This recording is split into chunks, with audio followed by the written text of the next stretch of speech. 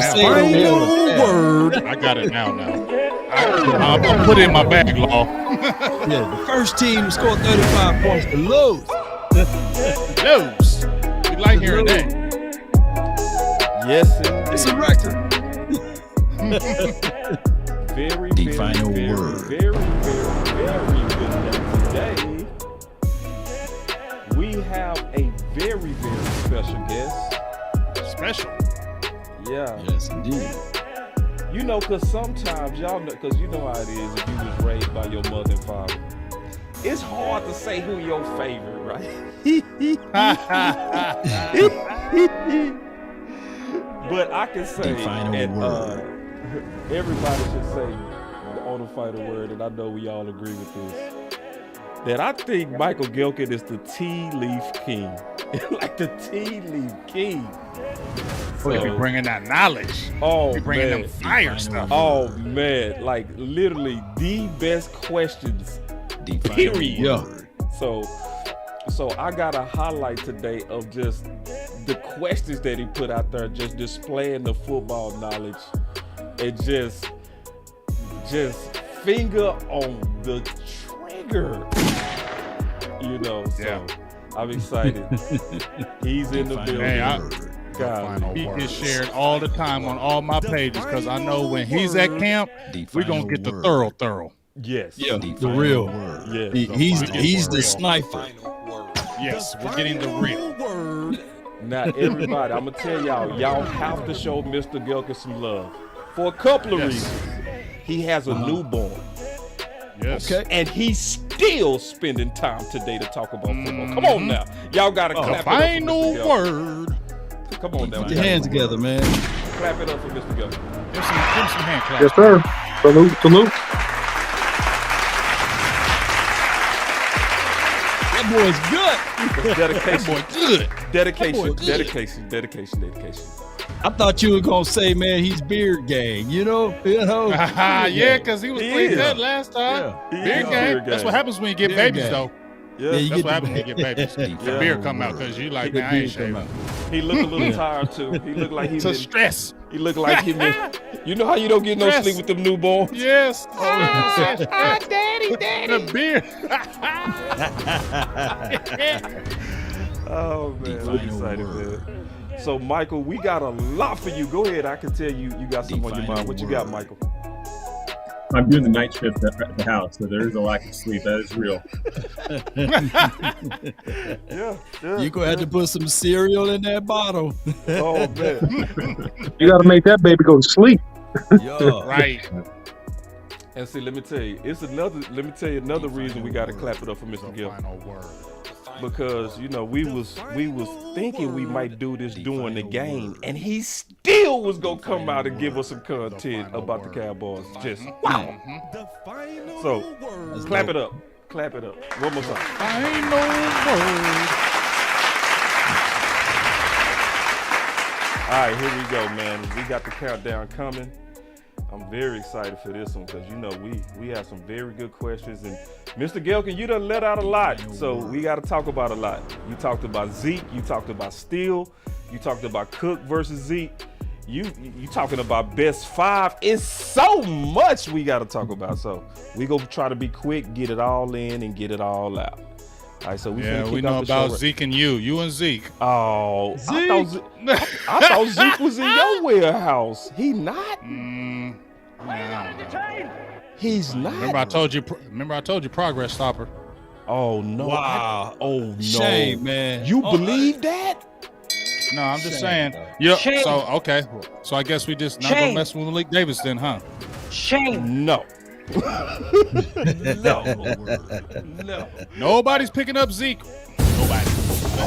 Wow, man, you've been throwing a lot of curveballs. You have to stop the I curveballs. ain't trying to. I'm just telling my feelings. But you've been throwing a lot of them. I ain't trying to.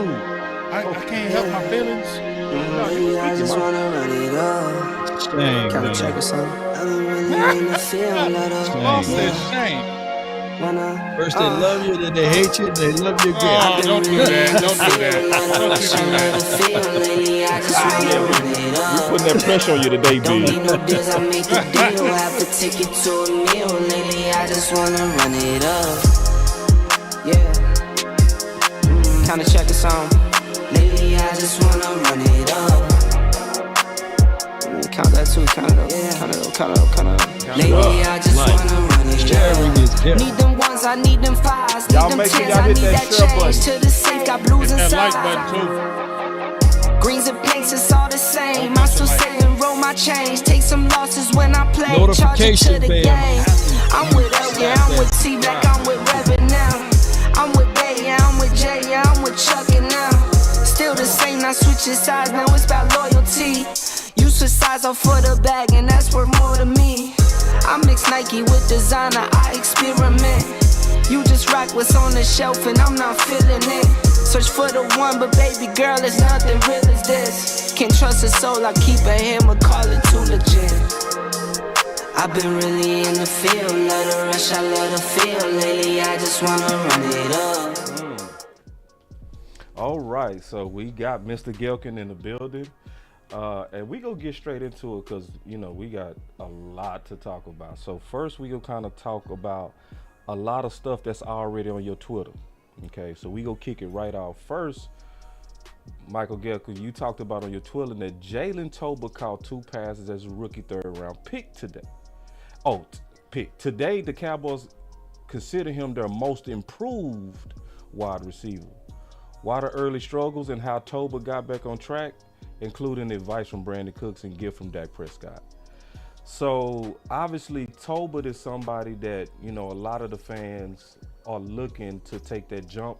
So obviously, we have your article here with the Dallas Morning News where you laid out some good stuff, a lot of good stuff on this. So we go first kind of hear your voice on it, and then we'll highlight your article, some key parts of it, and go around the circle. Sure. So there is legitimate excitement within the Cowboys organization about the strides Jalen Tolbert has taken. By the way, thanks again for having me. I always enjoy joining you guys. So whatever I can do to help advance the conversation as it relates to the Cowboys, I'm happy to meet up with you guys. But last year, he never got a real handle of what the Cowboys are asking from him at all the receivers that they had him play, because it wasn't like he was just, an X receiver or a Y receiver or an F or a Y. He was all 4. And so there's a lot of fluency that is required if you don't know when a play's coming in the huddle, if you're going to be the X or the Z or the F or, what have you going in. And then you get the call and you're maybe more confident at X than you are at Z, and it has you at Z, then you're like, oh, okay, what am I doing? What do I got here? And then maybe they motion, there's a pre-snap motion, and he was thinking too much to play fast. And now he's got it. He got away from the season and went back to Mobile, Alabama. He met up with Dak Prescott, did a lot of throwing, picked the ear of CeeDee Lamb, of Michael Gallup, both of whom told Tolbert that they struggled themselves as a rookie to kind of get acclimated to the playbook. And then there was also the big addition of Brandon Cooks. And Cooks has been terrific for that room. You can see not only why he's been so successful in this league, but why he's been so successful across multiple organizations, the way that he's kind of bounced around a bit, and the way that he's just acclimated so smoothly and been a mentor to Tolbert already. I think it speaks volumes to Brandon Cooks and how, just kind of what he's already meant to the Cowboys. So that's a big part for Jalen Tolbert, just feeling confident again, feeling like he can just go out and play, and some of those natural abilities that we saw at South Alabama, some of the, the physicality, the catch radius, in terms of high pointing the ball in the air, he can just kind of get back to being that guy. Now, I know that he only caught 2 passes last year, so even if he makes a jump, what does that jump to? But the Cowboys feel there's a lot of upside to it. and they think, we're going to be past the days of Jalen Tolbert being a healthy scratch. At least that's the goal that Tolbert has. Like, he wants to be legitimately part of this, keeping in mind that the Cowboys no longer have Noah Brown. And so we'll see how it all goes. Special teams, of course, is a part of the depth chart, what it looks like for a 48-man game day roster. But Cowboys are really pleased thus far with what Tolbert has shown. Big. All right. I hate to just pivot. I'm sorry. But I want to talk about Simi Fehoko. You mentioned Tolbert, and I actually wanted him in the draft. I had him in my mock draft, so I'm excited that he's doing this. But I want to ask about Simi Fehoko. I mean, a lot of people are talking him up again this year. They talked him up last year. Is there really anything going to come about this Simi Fehoko? Because in my opinion, just from me, I don't know if he's going to be anything more than a camp body when you look at the roster as a whole. Can you talk me off of that, or is this real improvement, or, kind of give me your thoughts and kind of the outlook on Simi Fehoko? Yeah, I thought Simi was one of the more improved Cowboys in camp last year, where you looked at, as a rookie, he really, was not ready to contribute. And then you could just tell that, he could stretch the field, his size, he just had that big play component to him. And he injures his shoulder, and he's getting shot regularly into it. He and I talked about it last week. It just kind of derailed things for him, his range of motion and the sort. And Cowboys ultimately put him on IR. We really didn't see him. We didn't see him back after that. There was thought that maybe he could be back, in time for, a late playoff game, but that didn't materialize, obviously, with the San Francisco game result. I think we want to see more in training camp. I would probably want to see more to kind of figure out just where he is today relative to last year. With Tolbert, it's so clear the jump just because of the starting point. I think Fehoko kind of came a long way from year 1 to year 2. So, but he's clearly put the work in. He's got, just again, that vertical component to him. He's hungry. You can kind of just tell in his voice that he's ready to be a part of things after 2 years of really not having been so. But he's got something to prove, and not unlike Jalen Tolbert. I mean, I think you can kind of.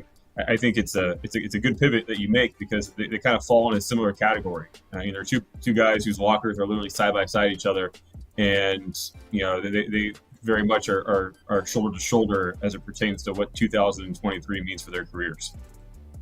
Gotcha. That's a good observation there. Speaking of Simi, last year Mike McCarthy came out and said that he wanted him to be more of the hybrid guy, and that dissipated. We didn't get a chance to see that. From your view of Simi, do you see him more of a finesse wide receiver or a physical wide receiver, or will he be lined up more inside or outside? I would think outside. I don't see him too much in the slot. It's really, this spring for the Cowboys was a bit irregular in that there wasn't really any 11-on-11 of consequence. DBs weren't contesting for the ball when it was in the air. Everything was designed to really not cross the line of the collective bargaining agreement and what it allows the Cowboys to do and not to do. And so Mike McCarthy won't have a fine for the third straight spring. That was by design. But I think, unfortunately, when it comes to a guy like Fehoko, I do think he's got a lot of physicality when the ball is in the air. I think he definitely has that element to him, but we weren't able to see that just because of the nature of the tempo and physicality of practice, the lack thereof. But I think that's the way I think of him, though. I think of him bodying up people and just, kind of being that, 5 in the basket, 4 or 5 in basketball, just jumping up, grabbing a rebound. Like when the ball's in the air, you just kind of think that it's tilted toward his advantage. So we'll see if he can have another, second straight camp, if he can stay healthy. There's definitely, the Cowboys were not prepared for Michael Gallup to show so poorly coming off of the ACL. I think Fehoko with his development, his injury, Jalen Tolbert with his injury, they just weren't really loaded up enough. But you got to think with the development of some of these young wide receivers, with Brandon Cook's addition, with Gallup's return to health, return to confidence in that left knee, the Cowboys are better set up to have more help for Dak Prescott in that receiver corps, in conjunction with some of the scheme differences and increased understanding of the why to the play, because the details will be the difference in a passing game, and those often were waning and leading to some of the interceptions that Prescott had. No doubt. No doubt. Mike, a couple questions here for you. In your opinion, the struggles of Jalen Tolbert, was that typical rookie struggles based upon how the Cowboys see it? Or did that have anything to do with some of the complexities of the previous offensive coordinator and how he constructed the offense and the intermingling or the swapping out of roles for wide receivers? And then number two, how I see it is this, and let me know if this is correct or the Cowboys see it differently. Obviously, CeeDee Lamb is your number one. You brought in Cooks as your number two. You have Michael Gallup as your three, and then is Tolbert in the mix for the fourth receiver, or is it a competition between him and Simi? How do you see it, and what do you think? Sure. I'll start with the second question. I think that they're going to open it up. You have those top three. That's really well defined, and then after that, you want to see who's emerging and who looks like he's truly ready to contribute. I would give Tolbert the edge, just based on what we saw in the spring. But I think it's only fair to anyone who's got that spot has got to earn it. And there's also a special teams component as well. And so how many wide receivers are going to keep up? Does Kevontae Turpin make this football team? If he does, that's another wide receiver. Can Turpin contribute at all on offense after he really didn't do much, somewhat pretty understandably so, considering he was a guy who joined the Cowboys in camp and ended up playing like 31, 32 games between the USFL and the NFL.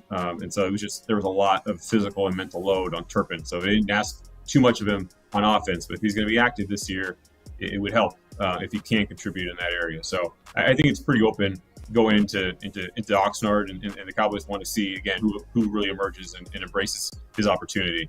The first question, Jalen Tolbert clearly got off on the wrong foot, and he kind of got off on the wrong hamstring because he had the hamstring issue in the spring, and so he missed his valuable developmental time.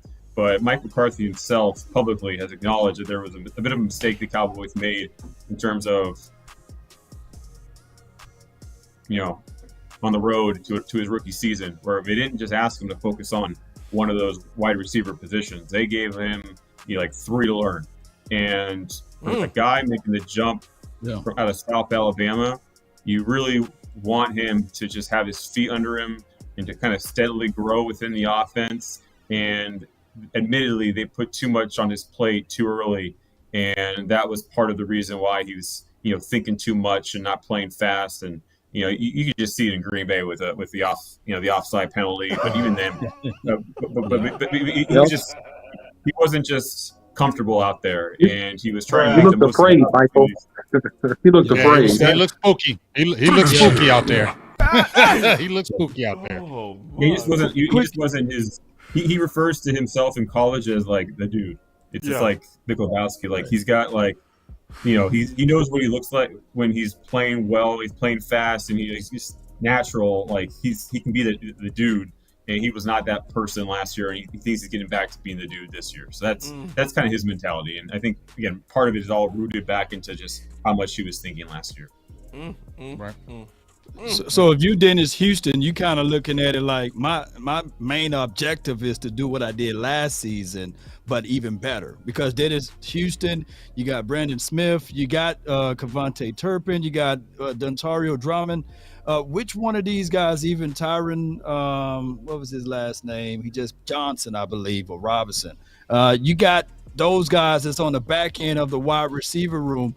Do you think that the Cowboys going to roll with 6? Or if they roll with 5, there's going to be a real hefty cut of one of those guys that could make this team. So how many do you think that the Cowboys will go with, and who could be the long shot guy in making this team? Well, I think the Cowboys tend to keep their draft picks. You look like the initial 53 has looked in recent years. And so I think Jalen Brooks being the 7th rounder, he would have an advantage over all the other undrafted rookies. Like David Durden is a guy I know the Cowboys are really excited to sign as a free agent, but he's right now learning the Z, and he needs to I might be writing an article on him soon, but he feels like he's got to come a little bit ways in terms of comfort level in the playbook. He's coming from making a huge leap. I believe Division II was the level at which he played last year. And so it just takes time for some of these guys. And so with Jalen Brooks making the transition out of South Carolina, him being a draft pick, I would lean that, if there's a name who isn't like super well known, in terms of pedigree, it would probably be him. But obviously, just the nature of a draft pick and the transition that he's making relative to some of the other young guys.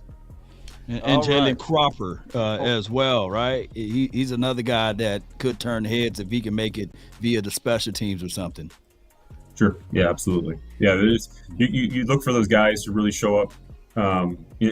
First, I guess in the classroom, it sounds cliche, but just do you know what you're doing? Like you know what we're asking of you, and then some of the route and nuances, like when you're working with the second team, when you're working with Cooper Rush, you're working with Will Greer, can they trust you to be where you are when you're supposed to be there? Because it's all about timing, the footwork in the pocket. It's all very in sync between what's going on behind center and what the routes and stems and all those sorts of particulars are supposed to be. So as a young receiver, are you reliable? Ultimately was what it comes down to. And so, can you do that? Can you show that in meetings? Can you show it in practice? And ultimately, can you show it in the preseason where you've done enough that the Cowboys don't feel comfortable exposing you to waivers in the 31 other NFL clubs because they don't want to lose you?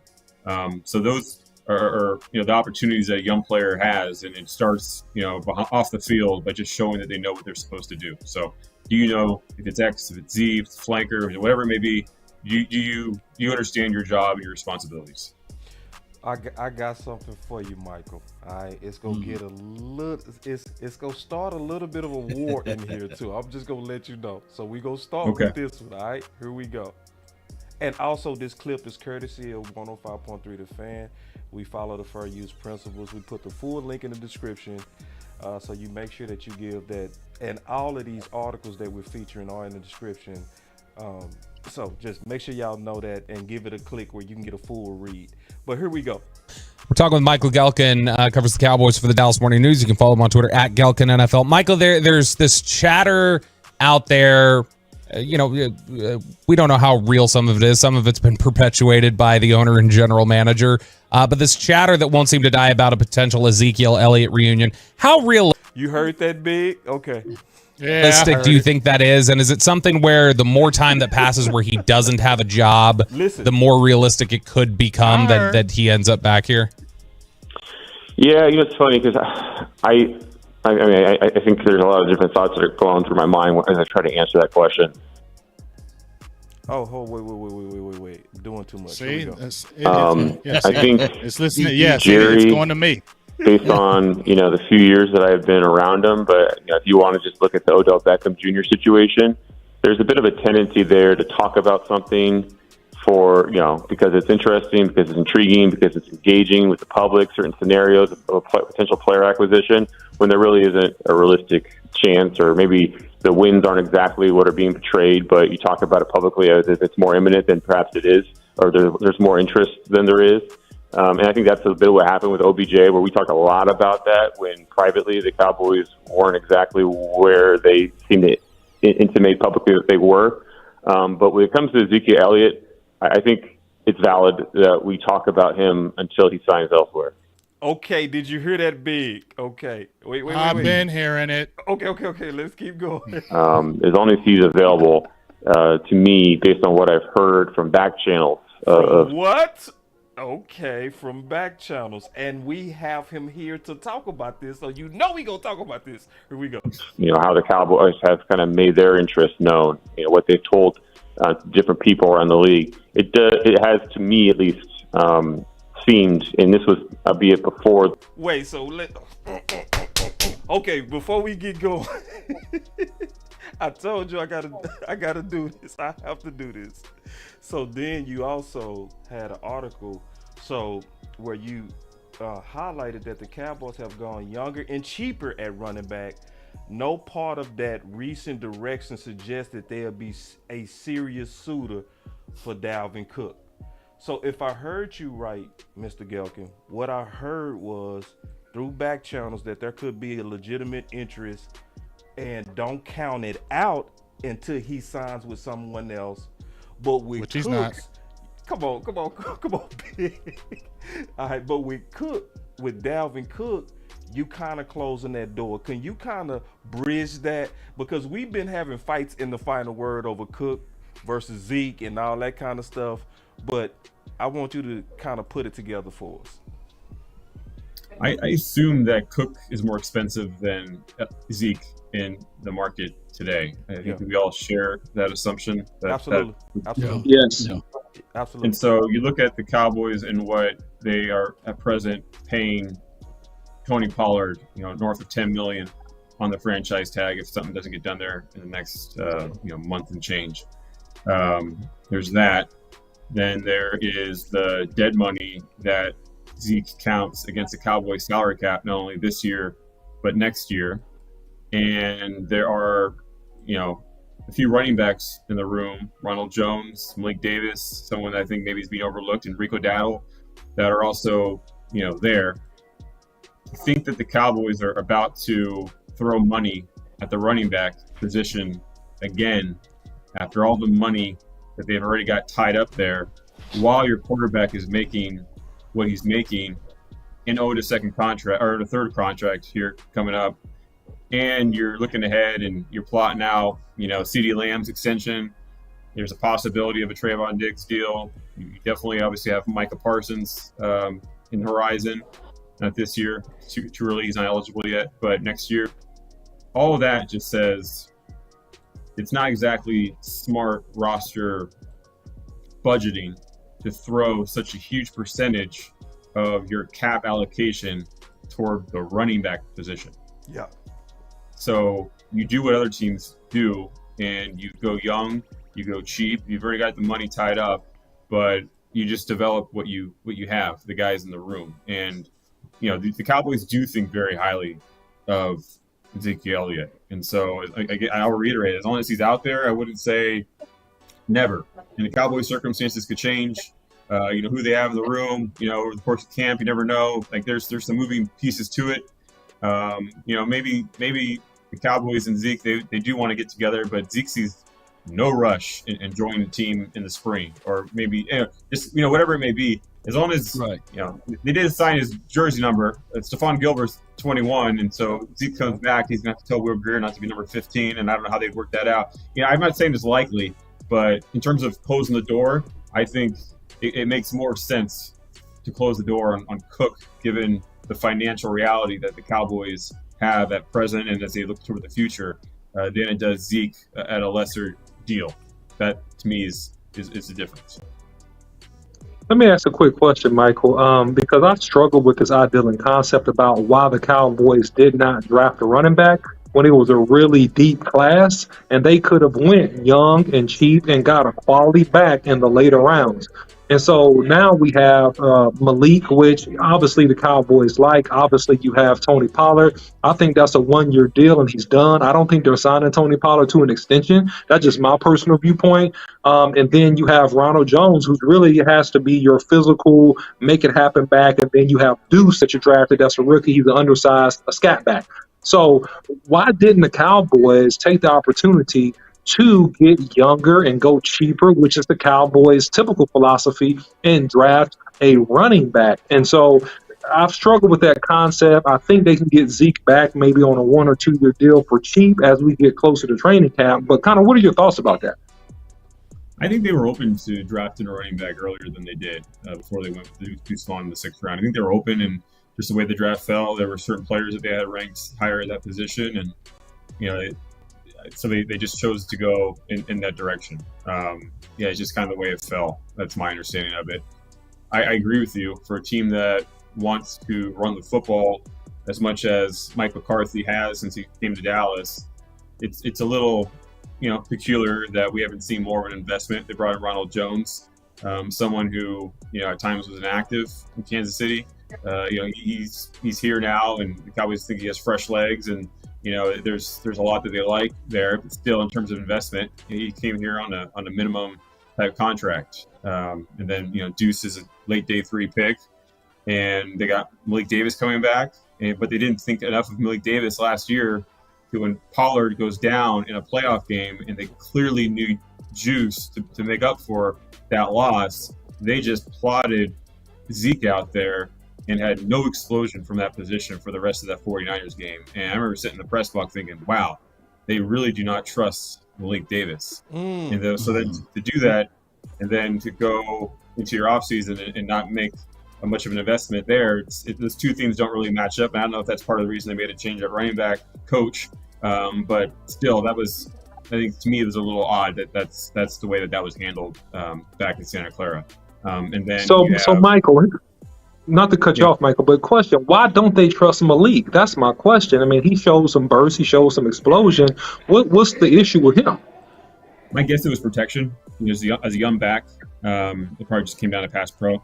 That would be my assumption. I know early in the season that was something I heard about Malik. That was kind of they wanted to see him continue to develop, that facet of his game. And the Cowboys know this year are going to ask. I think they believe that he can do it, but maybe that was some of the logic last year. I'm not saying I agree with it, but that's the only thing I could think of. And then Rico Dowdle, he's healthy, and he hasn't been healthy for quite a while. But let's not forget that he made the Cowboys 53-man roster in September last year ahead of Malik Davis. So him being healthy, and I thought he had a really solid spring. That's a group. There's some pieces there, but I think the Cowboys really want to see that group, develop and kind of come together before they do anything too major at running back as it pertains. I just don't think it's a Dalvin Cook type of situation. Zeke is a separate category. We'll see there. I know Zeke really wanted to be back. He really, really did. But that's why I'm not closing the door. Presuming he doesn't have so much hard feelings about the way it went down in March and the lack of conversations about contract leading up to his release, I think we still have to keep an eye on that situation. Michael, I feel strong that Zeke is likely coming back. I feel very strongly about it. Obviously, I don't have the access that you do, but the one thing that I feel strong about is that draft told me that they likely are looking at a Zeke return because they stressed all offseason. They came out with the famous statement about, I want to run a damn ball, Mike McCarthy, right? So how can running back by committee, and I would also say the void of a power back, because I think that's what we missing, Michael. I think we missing a guy that we can trust to close out games. I think we missing a guy that can be a red zone guy, and I think we missing a short yardage guy. So wouldn't that kind of look like that they are very seriously exploring a Zeke return? I don't know. They might feel that Ronald Jones can do a lot of that. They might feel that there's some toughness between the tackles and like Malik and Rico. So I wouldn't say declaratively that they feel there's this huge hole in terms of style in their backfield, but I mean, there's no doubt that was the strength of Zeke. When they look at what he does best for last season, it was the short yardage. It was like a short area, tough yards, falling forward and going through contact. Obviously, he had the knee injury, but still knee injury the past 2 years. But they still felt like that was where he was at his best, and it's such a clear compliment to Tony Pollard. So it's the fact that they complemented each other so well in the past, and thus would again, does make him a bit of a fit there because you are building a backfield around Pollard's abilities. But I don't know if it's such a void where I would say they feel like they can't exist without Zeke's presence. All right, can I jump in on this? You got it. Okay, so I listened with Michael, with what you said, Michael, in the playoffs. So this is, I'm not hating on Zeke, but when you came out and we all saw it, they didn't trust Malik Davis. He had more explosion. When Tony Pollard went out that game, you saw it like we all saw it. The offense became stagnant. Zeke did not provide any kind of explosiveness. So my understanding is when Boston, I'm not hating, you said to close out games. I'm not using Ezekiel Elliott at 27 now to close out games. He doesn't have that juice. No, he doesn't have that juice that he used to have. Y'all keep living off that old stuff. It's not the same Ezekiel Elliott any longer. Okay, that's just my opinion. You got to have they're talking about getting younger and cheaper. I understand the Dalvin Cook thing, but it was only money because you signed Tony Pollard to the 1-year deal. And to OC's point, I agree with him. They were never going to, in my opinion, work out a long-term deal because I don't feel like they were going to keep him longer. They were just going to already settle for the 1-year deal, pay the $10 million, and that was that. So it's kind of on them that they wanted to do the $10 million. They couldn't have spread it out, and you could have got a cheaper guy. And the reason why I was talking about Dalvin Cook is, yes, he's going to be eliminated because of the money. But if you're going to sit there and tell me if he was affordable, you're not going to take him over Ezekiel Elliott when he still actually has juice. He's still getting long runs. He can run in between the tackles. You got explosiveness from in the backfield, and you still got your Rico Dowdell. You could still have a Malik Davis. That's why I was saying Ezekiel Elliott is not the closer. He can do short yardage, but just what Michael said, they feel like these other guys can do those same things with younger legs. And I just feel like Ezekiel Elliott is okay. But if you can find a better option, you should look at that because I don't feel like he's that type of guy that's really going to help the offense insubordinately and take us over the top. I just don't feel it. It's just my opinion. I'll debate you on that later. I promise you I will. We go. I'm gonna debate you. I'm gonna debate you when Michael's not on. And me and you can have a show because I'm gonna win that one. I'm gonna win that one tomorrow. Yeah, we gonna do this. We sure will. Go ahead. We sure will. Y'all run that back sick of this tomorrow. We sure will. All right, so. And I'm gonna let Gehlken answer that, and then I got questions for him too. So Gehlken, you want to jump in on that? Ezekiel Elliott not being explosive with 12 touchdowns and all of that. You want to jump in? Oh on my that? gosh, stop it! Come on, man. Come on, man. There's no doubt the big play element of his game was missing. So I'm not going to try to make that argument against it. I do think it's worth noting that he played through the knee issue on that final game. I mean, it closes out the season wearing a knee brace. There's something to be said for toughness. There's something to be said for understanding how to press a gap and how to run inside zone, how to run duo, how to run. He has a lot of good to his name. But I think of this book that is very well read within the Cowboys organization. It's called Legacy. It's a book about the All Black New Zealand rugby team, and there is one small. It's basically how to build like a winning culture, and it's not just about sports. There's application in business. There's application in all other facets of professional life, and one part of what makes the All Blacks successful is it's knowing your star players when it's time to let them go. And you could argue hit that button too. Hold on, wait, hold on, real quick. Wait, this one? Because you cutting off Michael Gehlken. This one? Sorry. That one or this one? Which one? Hater. Go ahead, Michael. I didn't mean to cut you off. He's hating. No, hold on. Or should we hit this button? Hell no. All right, go ahead, Mr. Mr. Gehlken. Go ahead. I can work in all three in this next. Yeah, we can do it. But just knowing, when it's time to just all right, this person has given a tremendous amount to organization, but now we're moving on. It's like knowing when to release Julio Jones. It's knowing when to release, the day. Do we keep LaDainian Tomlinson or do we keep Michael Turner? They kept LT despite being later in his career, and he didn't give him much. Michael Turner went on to have the best seasons of his career in Atlanta.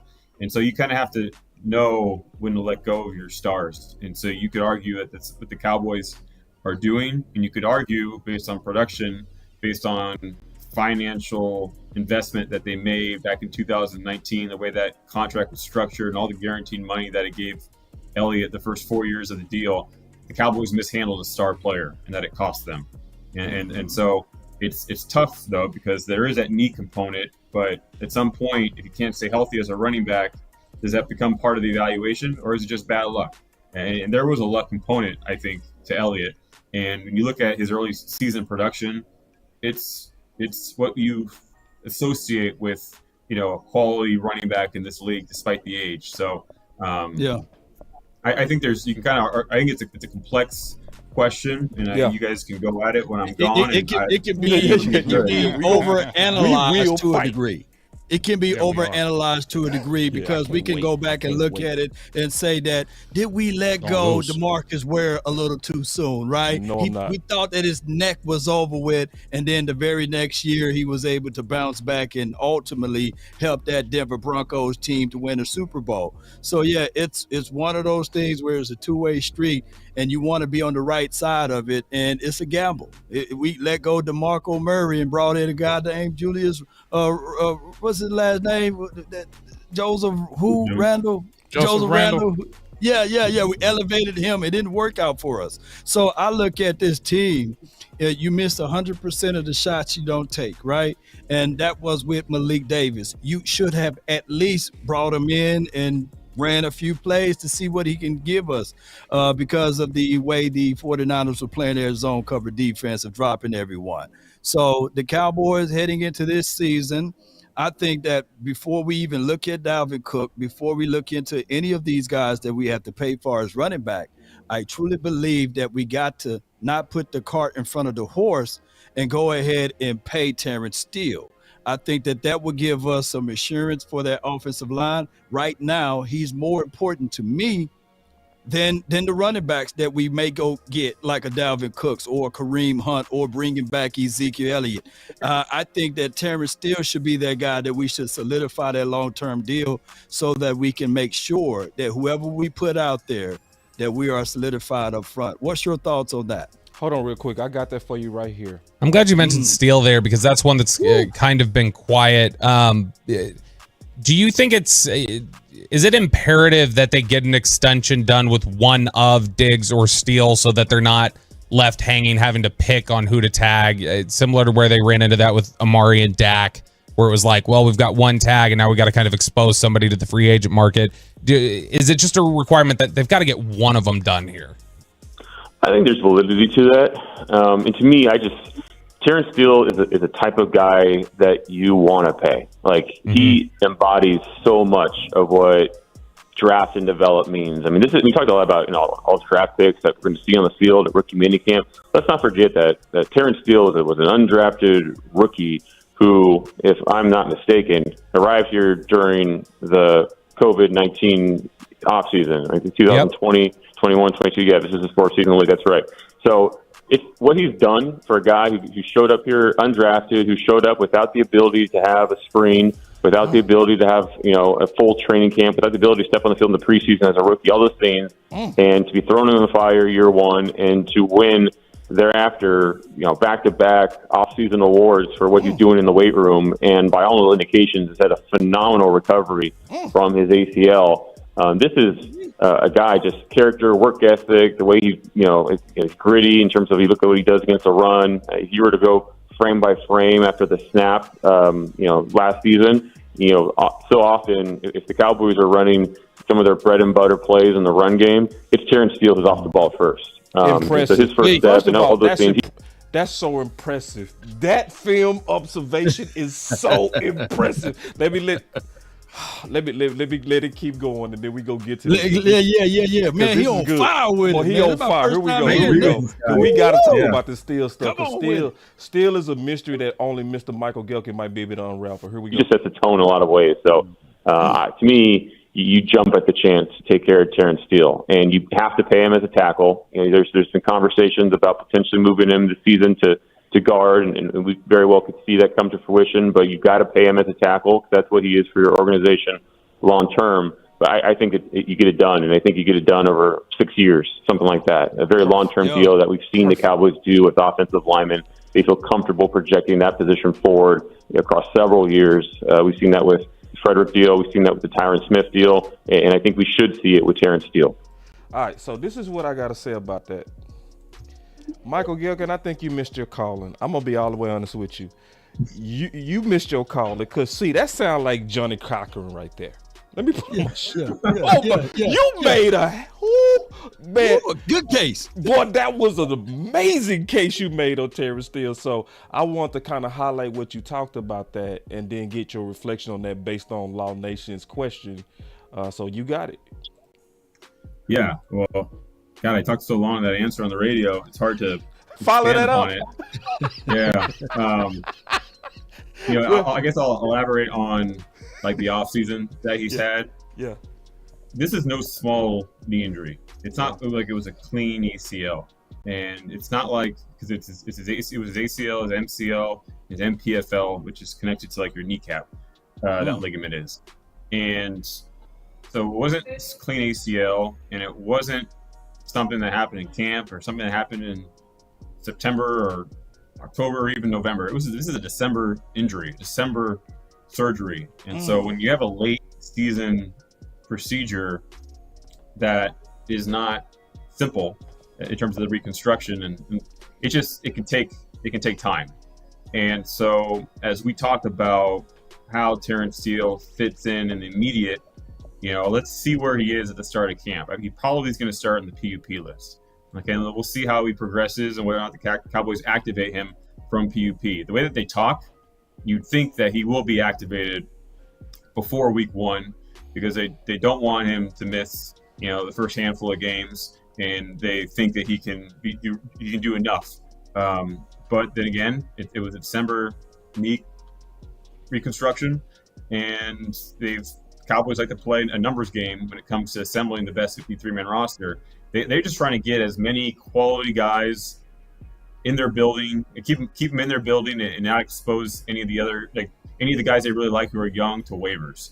And so, if you keep a young guy as one of your 53, and you're not exposing, pick a name there, like a Matt Walesko or a Austin Richards, or so on and so forth. You can just keep Steele shelved for the start of the year, and that will assure that one of those guys is there in the building, and you're not waving them and holding your breath for 24, 48 hours. So I'm getting way ahead of myself. We'll see how his recovery is, and if Terrence Steele's ready for the season, he's ready to go. But I just think, as it relates to him in the short term, and you guys are asking me about the left guard thing, but there's a lot that just depends on his rehab, and so let's kind of just wait and see how things go there. But in the long term, he's the right tackle of the future. Cowboys really, really want to keep Terrence Steele, and for all the reasons that I discussed that you heard. So I think it should get done. I think he does not. I don't know if they ask him to play left guard, he'll do it, but they haven't asked him yet. I can tell you that as a fact. And so right now in his rehab, he's focusing on being the right tackle. The steps he's making in terms of his pass sets and the so forth, the movements in his rehab, all of that is that of a right tackle. And so right now they're just focusing on where his natural position is, and maybe he comes back and they said, all right, we feel that as with it being your inside leg, it might help you initially if rather than being on the right side of the offensive line, you're on the left side of the offensive line. That's something someone I respect, David Chow, Sports Injury Central. He used to be the longtime Cowboys, Chargers team doctor. He thinks there's something to the inside leg for an offensive lineman. So I just think there's a lot of there's a lot of moving pieces here, and ultimately it's predicated on his rehab, and we'll see how it all goes. And then it's also predicated if he's not ready until late training camp, until late August, whatever it is, then you start thinking about what the 53-man roster is going to look like. And if you activate him from PUP before the season, okay, you're going to get him back, but who are you going to expose to waivers that you wouldn't otherwise? So I just think there's so much to this conversation. It's a fascinating conversation. It's layered. Fascinating. We go but camp the simplest of it is you pay Terrence Steele, and you don't let him out of your building long term because of who he is and what he represents. No doubt. And I've got some feedback about this, Mike. And one of the things, the reason why the doctor mentioned, easier to play on the left side, is because that's his power leg. So that left knee, that's his power leg. So that's where he's generating all his force from. So yeah, theoretically it would be easier, but long term is going to make him stronger to be forced to push off of that left leg, because that's going to get him back to full tilt in terms of his quickness and explosion. But my question is this. There's only one top 5 right tackle in terms of cap number or salary that had more than a 4-year deal. and that's that tackle from the Saints, Ryan Ramczewski, right? He has a 5-year deal. The other top 5 contractual guys that are right tackles, they're all on 4-year deals. Now, when Steele is healthy, in my mind, he's a top 5 right tackle in the NFL, no question. So, in terms of his number, in terms of what the Cowboys do in terms of his total number, and I'll just give some context to this. Ryan Ramczewski has a 5-year, $96 million contract, going down to the 5th guy, just for conversation's sakes.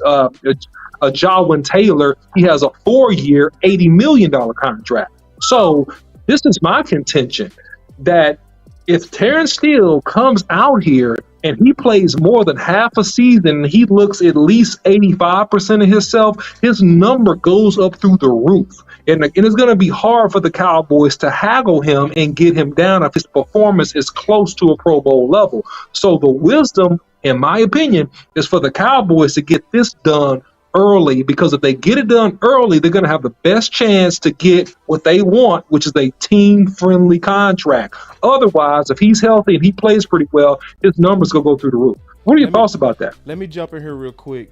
Real quick. Go ahead, boss. Because I heard what I thought I heard Michael Gehlken say was he expect Terrence Steele contract to resemble what we've seen in the past with our guys. So when you look at our guys, and you right, OC, to look around the market, I agree with you, right? But when you look at the contracts that our best guys have done, Michael Gehlken to me is saying that he should resemble what we've done in the past, which is bet on our offensive linemen long term. Am I understanding that right, Mr. Gehlken? What was Collins' numbers? He did a 5-year. So Collins he did a 5-year. He did a 5-year. T. Smith did 8 in turn, and 6 was Zach Martin, and 6 was Fredericks. So I'm talking about, was he like top 10, top 5 in right tackle money? Yeah, he was top 5 in right tackle money when he signed his deal, because he had like a $50 million deal, but it something was of that team effect. Friendly though. It was actually team friendly because I think that's gonna happen also with Terrence Steele, because I was thinking with Terrence Steele, then we go definitely get Michael on this because he gonna have to settle this little fight that broke out, but I think that's going to happen with Terrence Steele, because it seems to me when a guy is injured, they seem to take those friendly deals. Like Jalen Smith, he took a team-friendly deal at linebacker. Then Collins took a team-friendly deal at right tackle, because he also, could have had more money as a first-rounder.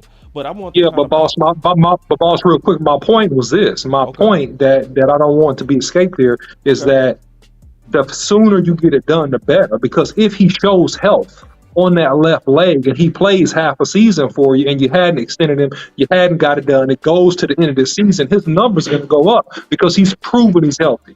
Agreed. That's what I'm saying. No, I agree. Yeah, I agree. I think if you let Terrence Steele as a top type tackle, we'll see. He's ascended every level, which every season he's played in this league, and so his arrow is still pointing up. So if he continues to ascend with his game, and despite the injury, physically he looks leaner than he has since he's been in Dallas. He's had a really good year physically, which is tough to do. Usually a guy's rehabbing all offseason, he doesn't really make gains in terms of becoming a better football player necessarily. You kind of see it take a year to kind of get back, but he looks like he's in a really strong shape physically going into this year. So if he takes a leap or a step forward, whatever it may be, whatever type of length his improvement comes to be, and he becomes a free agent in March, there are a lot of teams who pay a lot of top offensive tackles. That's the premier position in this league. Yeah, and that underscores the importance of taking care of him.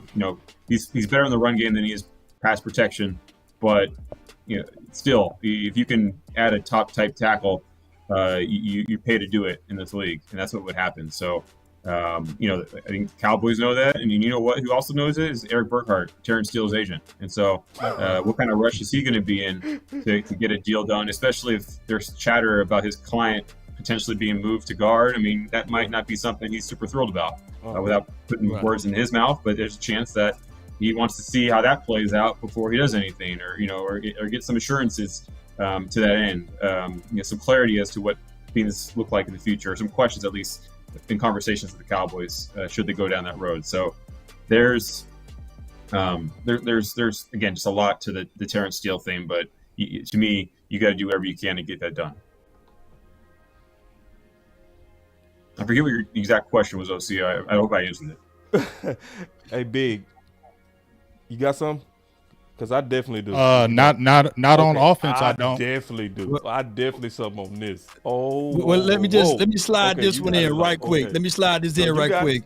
Gehlken, since you got a promotion right now to be like the GM of the Dallas Cowboys, who is your starting 5 offensive line right now if we had to play this Sunday?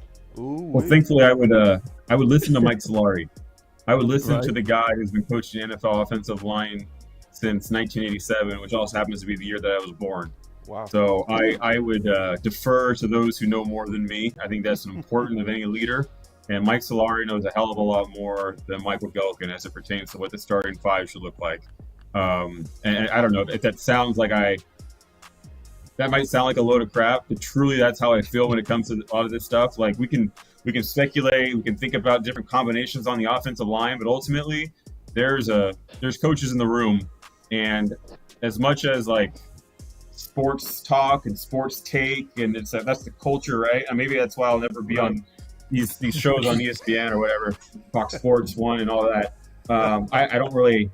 I have a lot of deference to those who are in the room, and so I can't tell you what the right 5 should be early September against the Giants in MetLife. It's too soon. It's too soon. It's hard enough in June. I don't know if the Cowboys at this point would confidently say what the 5 will be. They should love what they've done with Tyler Smith, because he can play left tackle. He's certainly proven that, and he can also play left guard. He's demonstrated that very much as well. So they've got a lot of flexibility on their offensive line, and the fact that they've spent so much time developing flexibility rather than trying to create guesswork as to what the 5 is going to look like that week 1 game. To me, that shows like a real experienced perspective about what's most important here, is that you might have that 5, but we saw last year, Cowboys had their 5, and left guard Connor McGovern didn't even make it out of the first drive of the season because he had a high ankle sprain. And boom, just like that in this league, you're on to plan B. And not to mention, I guess it's plan C because of what happened with Tyron Smith in the final practice of training camp when the Cowboys were back in Frisco following Oxnard, and he has the hamstring tendon surgery. So there's just so much fluidity that is part of the game. And the Cowboys are right now just living in that gray area. And I think that's exactly where their mindset should be. So as owner, I'm saying keep doing what you're doing, Mike Solari. And if I can go ahead and pay Terrence Steele 6 years, $90 million, I'm doing that too. All right, and we gonna let you go after this, Michael Gehlken. I wanted to, because obviously he has a newborn baby. He has totally blessed us with a lot of content. We go definitely recap this as soon as you leave. But I want to talk about real quick this Steele thing, and then you out. Because I'm trying to put this together, okay? So you said a lot. You talked about likely starting on the PUP, right? So the good thing about the active PUP list, for the training camp, the active PUP list is they can pull him off of that PUP list, which would be a good sign that he might be ready for week 1. But if he gets on the reserve PUP list, he's going to miss 4 games. You talked about, which I definitely heard you on, is he had a December nasty knee injury. And you also said, which I caught, you could say for a fact that they have not talked about moving him to left guard yet. So with all of that, I'm thinking I don't see how he plays left guard, because based on everything I heard, I don't even see how he's ready for week 1. So I'm assume just on everything that I heard and everything that you said that he's going to be on a reserve. If he's on a reserve pup list, do you really foresee the Dallas Cowboys after 4 games potentially shuffling him to left guard, even if they're trying to make the best 5? That'd be asking a lot of someone who hasn't played guard to go with all the missed time. It's one thing to change positions like Matt Waletzko is. Matt Waletzko's never played guard in his life, and he did it in the spring because Solari asked him to, and he's like, "Well, shoot! Like the more versatile I can be, the better for my career. So yeah, let me learn to play guard."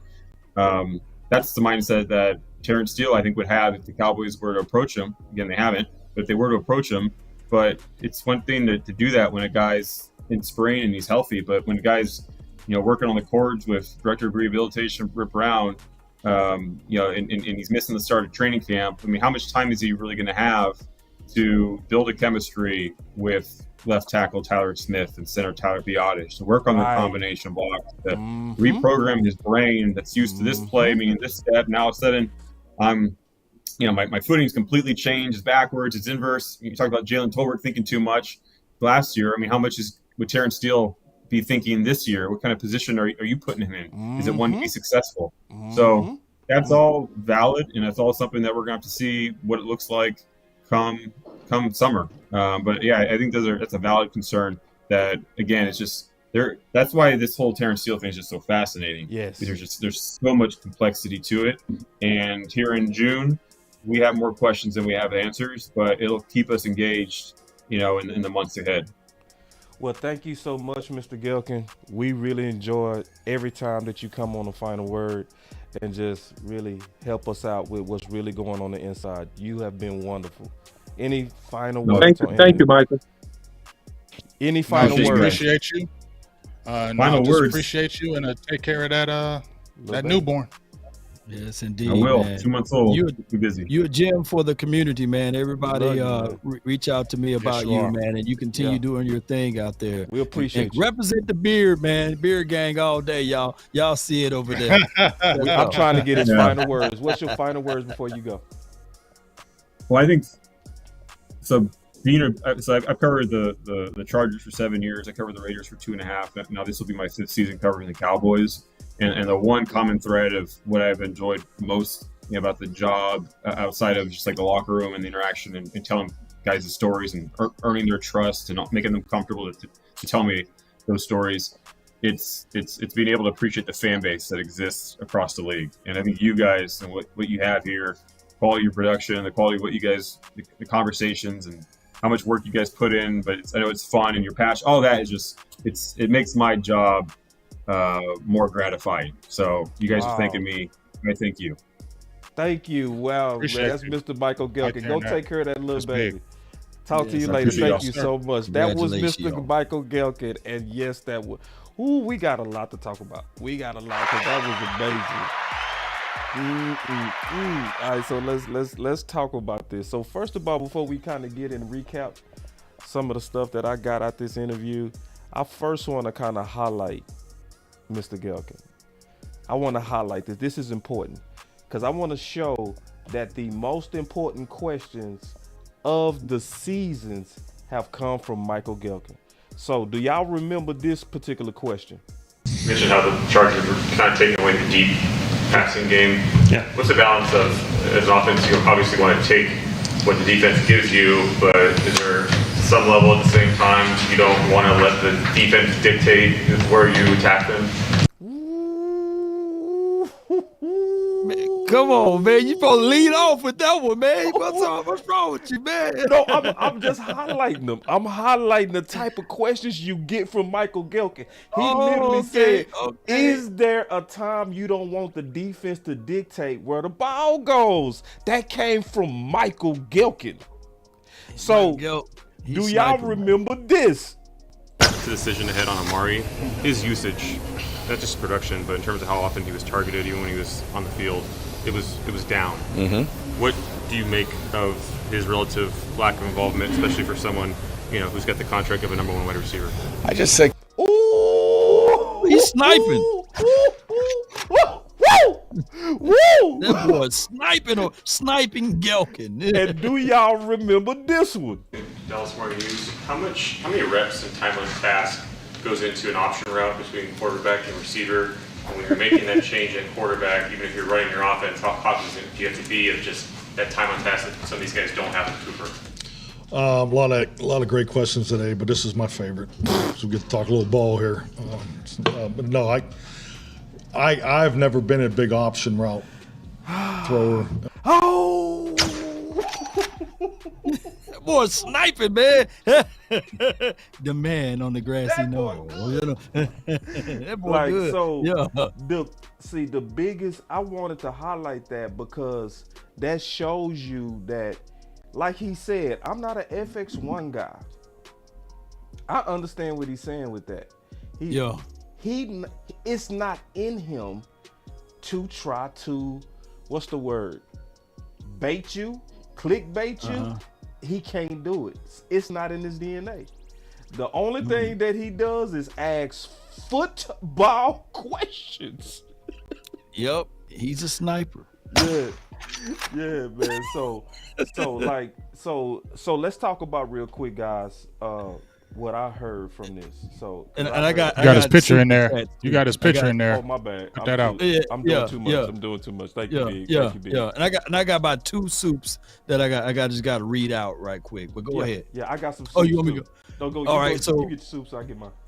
All right, so Coach Marv asked question at linebacker, how is the Cowboys feeling about Clark and having a major role this year? I guess it was supposed to be for Gehlken, and we didn't get a chance to steer the conversation back over to defense. Yeah. But I'm quite sure that Damone Clark wasn't available anytime this year around this time, so I'm quite sure that he will step in and be even more of an impact for this team. And then the second super chat was from Ernest Ellsbury, man. Appreciate you. He says, Law, you are on fire, man. I appreciate you, man. Thank y'all too for those support, man, and help growing the nation for the Oxnard Fund and beyond. Appreciate you. Yeah, absolutely. Now, so because we talked about a lot, so let's start where we started from. So we started from the Jalen Tolbert, right? So he came out and he let out a lot out about Jalen Tolbert's confidence. He talked. What's up with the OC? He could. Oh, okay. He not froze. Okay, I thought you was froze, OC. No, I'm good. So that Jalen Tolbert and just the fact that he playing faster, and obviously he wrote an article about that. So, but let's go ahead and get into this fight, Big, because I know you ready to have this fight. Let's go, bro. I mean, let's go, because what you said. Well, hold up. Let me say this. I just retweeted something because I was watching, looking at my Twitter as well. My dog George T, who I'm gonna be hollering at tomorrow. I just wanted to see what he had to say on something, and here he comes out here, former Cowboy. Give me Dalvin Cook. Great complimentary back to Pollard, who had the ability to take that house on any play around our pass. I'm just saying. Oh, you playing dirty. Him. You trying to get league dudes to validate your argument. Go ahead, Big. Go ahead. Shame. I'm just saying. It's not no shame. It's real. Y'all keep on hyping Ezekiel Elliott. You just heard Michael Gehlken say. So you think sometimes we hyping? You are hyping because you're saying. Where are we? Yeah, hold up. Because you're saying, because what you're saying, you just heard him say, sometimes you got to know when it's over. Okay? Sometimes you got to know when it's over. The ship has sailed, in my opinion, on Ezekiel Elliott. He's sitting out. Who else is signing him? I want to know. Hold on, Big Game James. Is that exactly what the Minnesota Vikings is doing to Cooks then? Aren't they saying, hey, it's over with? Are they tired They're saying, they're saying because you cost too much money. They're saying in the last 2 years. No. So you're going to take less money to be a backup guy? He's going to take less money to be over here? What I'm saying is you still saw explosionness in Dalvin Cook. Am I correct, Law? Am I correct? Yeah. He do have. You saw explosion. He still has not some burst. He still has a burst. You saw it. You saw his burst in many games. He ran for 1,100 yards. Right. 7 fumbles in the last 2 years. Oh, and what is You taking Ezekiel that? Elliott had? He just cleaned One his up. fumble in the Remember last 2020? two. He had 6. One fumble in the last 2 versus 7 Just fumbles. a couple years ago, he had 6. That's 2020, man. Pandemic, man. Whole everything, man. Oh, You that know how wasn't about no goes. pan. Come on, man. It don't matter. You keep on harping on these 12 touchdowns like he's running from the 50-yard line. He's not. He's getting him a short yardage. We can still run the ball. You can get the Malik Davis. You can get any of those guys as the third back. You can keep 3 running backs on this roster. But if you're talking about if you have a matchup, you're going to sit there and tell me if you had a choice of Ezekiel Elliott, Tony Pollard, or if you could get Cooks and you had Cooks and Pollard, you're taking Ezekiel Elliott over Dalvin Cook. That's what you're telling me. I am. Yes. Wow. That's crazy. I am. That's absolutely let me crazy. make my case. That's can I make my crazy. case? I got downs on the case too, but go ahead. You go first. We got That's time. crazy. OC, you want to jump in this here's- too? Do you want to jump in this? You want to get in on this? Well, You want to get in on Because this? Yeah, I I want to do. just first know where you stand before you stand first. You Zeke? Okay. Yeah, so in my opinion, I think that you have a combination of what Delvin Cook could do for you, right? With Malik, right, and with Ronald Jones. Like you have a combination of that already. You got your number one guy, which is Pollard. So I don't think the Cowboys will go spend a dime to get my guy Delvin Cook, right? They're not going to do it. And I think that in terms of being an inside 3 to 4 yard finisher, after further review and looking at a lot of tape about this, and I have spent some time on this the past couple of weeks, I mean, I don't see a better finisher, man, that knows how to get small and that knows how to get big and be a hammer when they need to. And I think with the power run attack and the G traps in the West Coast offense and some of the concepts now that Brian Schottenheimer will employ, I think it would actually fit very, very well for a back with the skill set of Ezekiel Elliott. So that's where I stand. And why don't Big understand that? That's my question.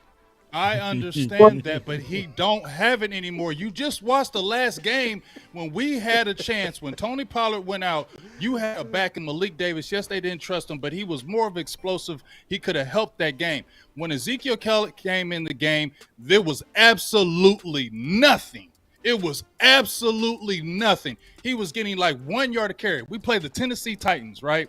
We played the Tennessee Titans. He had 19, 13 yards. Y'all can say what you want. You can shake your head if you want. It's over for Ezekiel Elliott. It is over. There are no teams that are going to go out there and get him. And people are trying to say I'm disrespecting him. No, I'm not. I'm just calling it where I see it. Sometimes when a player has played too much, it's over. Let's see the market. There is none. There is not a market for Ezekiel Elliott right now.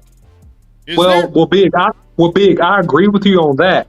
Big is one of those guys that Ezekiel Elliott is one of those guys, that will get signed late.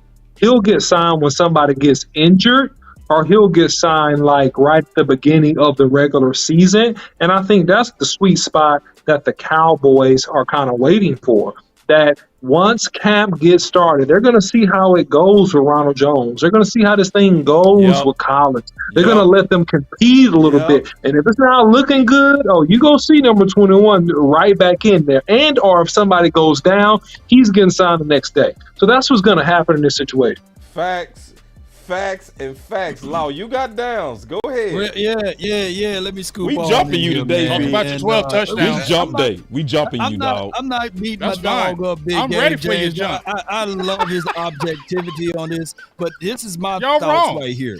I'm agreeing. I'm leaning on what the OC just said. You got to first see and evaluate what you got, right? Hunter Luepke could be a guy that can burn it up for us this offseason. He's a rookie. It's hard. He's a rookie, right? So was From Terrell a Davis when Division he got II college. picked up. Yeah. Division II college. What did Terrell Davis do when he got undrafted? He went to and Georgia. came to a team? He went to Georgia. He didn't play at Georgia North was the Dakota powerhouse State. during that time Big frame. difference. Come on, man. Big But difference.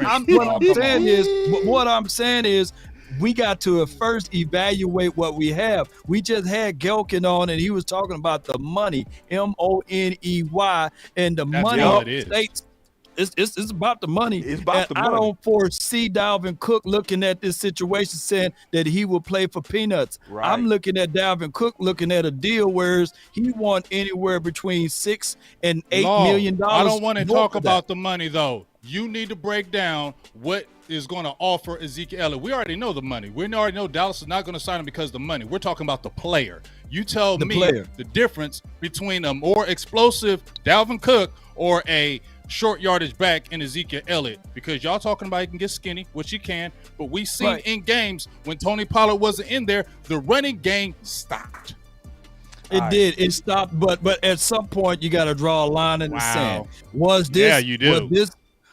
At this point, was that more of Kellen Moore or was that Ezekiel Elliott? Who was the person that's trash? Keep on blaming Ezekiel Kellen Elliott Moore or Kellen every Moore? time? Well, wait a minute. I'm not blaming Kellen Moore every time. So Kellen Moore was brilliant in dolling up running plays, right? I didn't say he was bad, but we almost still had 2,000-yard rushes. You had a Tony Pollard who wasn't the starter, still had 1,000 yards, so it wasn't that terrible if Tony Pollard finally got used the way he was supposed to, right? Because that's what we were complaining the last few years, that they were not using Tony Pollard the way they're supposed to. They finally used him the right way in some capacity this year, and that's why he got the deal, and that's why Ezekiel Elliott got cut.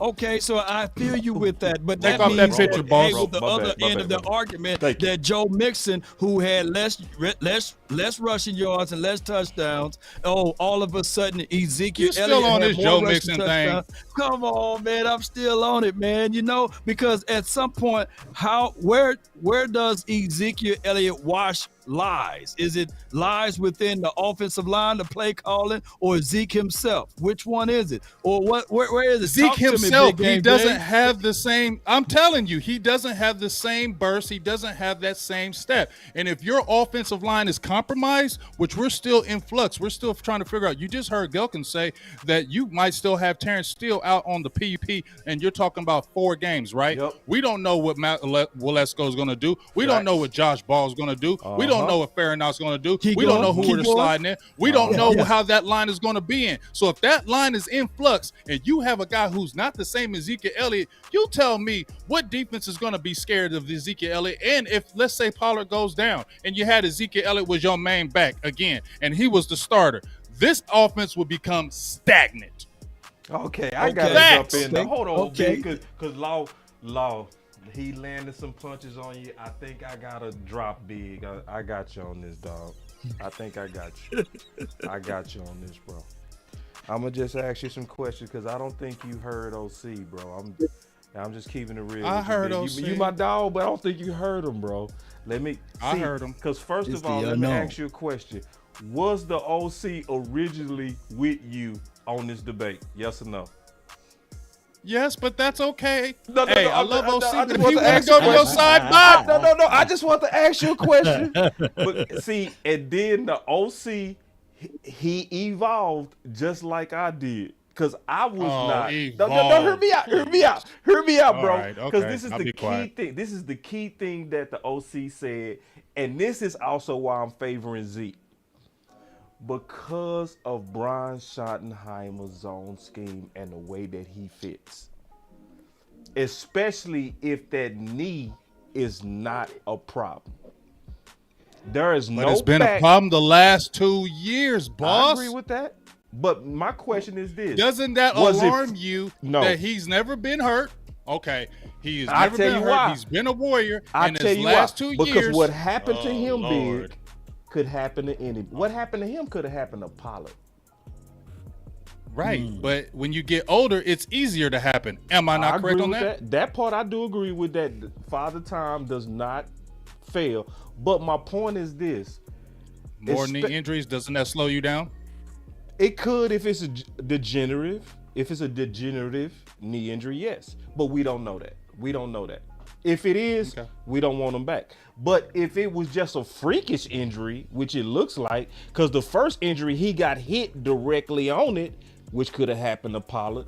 The second one, he hyperextended it based on how he came down. That could have happened to anybody. But we've seen him play those first 4 or 5 years, and he's probably been hit like that, and he popped right up. And that's just because that young age, the durability, the things of that nature. I feel like he's had the most carries since he's came in the league, boss. Do you know that? The most carries since he's come in the league, he's had the most carries in the NFL. You don't think that wears down? Well, no, it wears Father on Time catches up it with you. Wears on. No, and that's what's happening.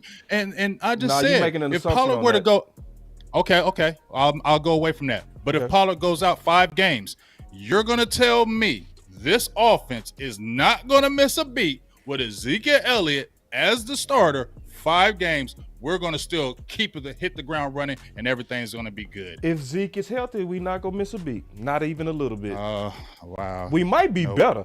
This is the one thing I want no, you to we're get not. With. We're not. We are not going to be better with Ezekiel Elliott healthy, being the starter. Let me ask you a question, Big. You got to keep it real now. Healthy. You got to keep it real with me. Will you keep it real? I've been keeping it real. All right, so I'm going to ask you this question. Before Zeke got injured, who was playing better football at the running back position? Was it Pollard or Zeke? Pollard was balling. Zeke was balling more, bro. If you go back to 2021 and you look at Zeke before he hurt that knee, Zeke was crushing them balls. Zeke and Pollard led the league in rushing, bro. Yes, in 2021 for the first 8 games. What year is it now?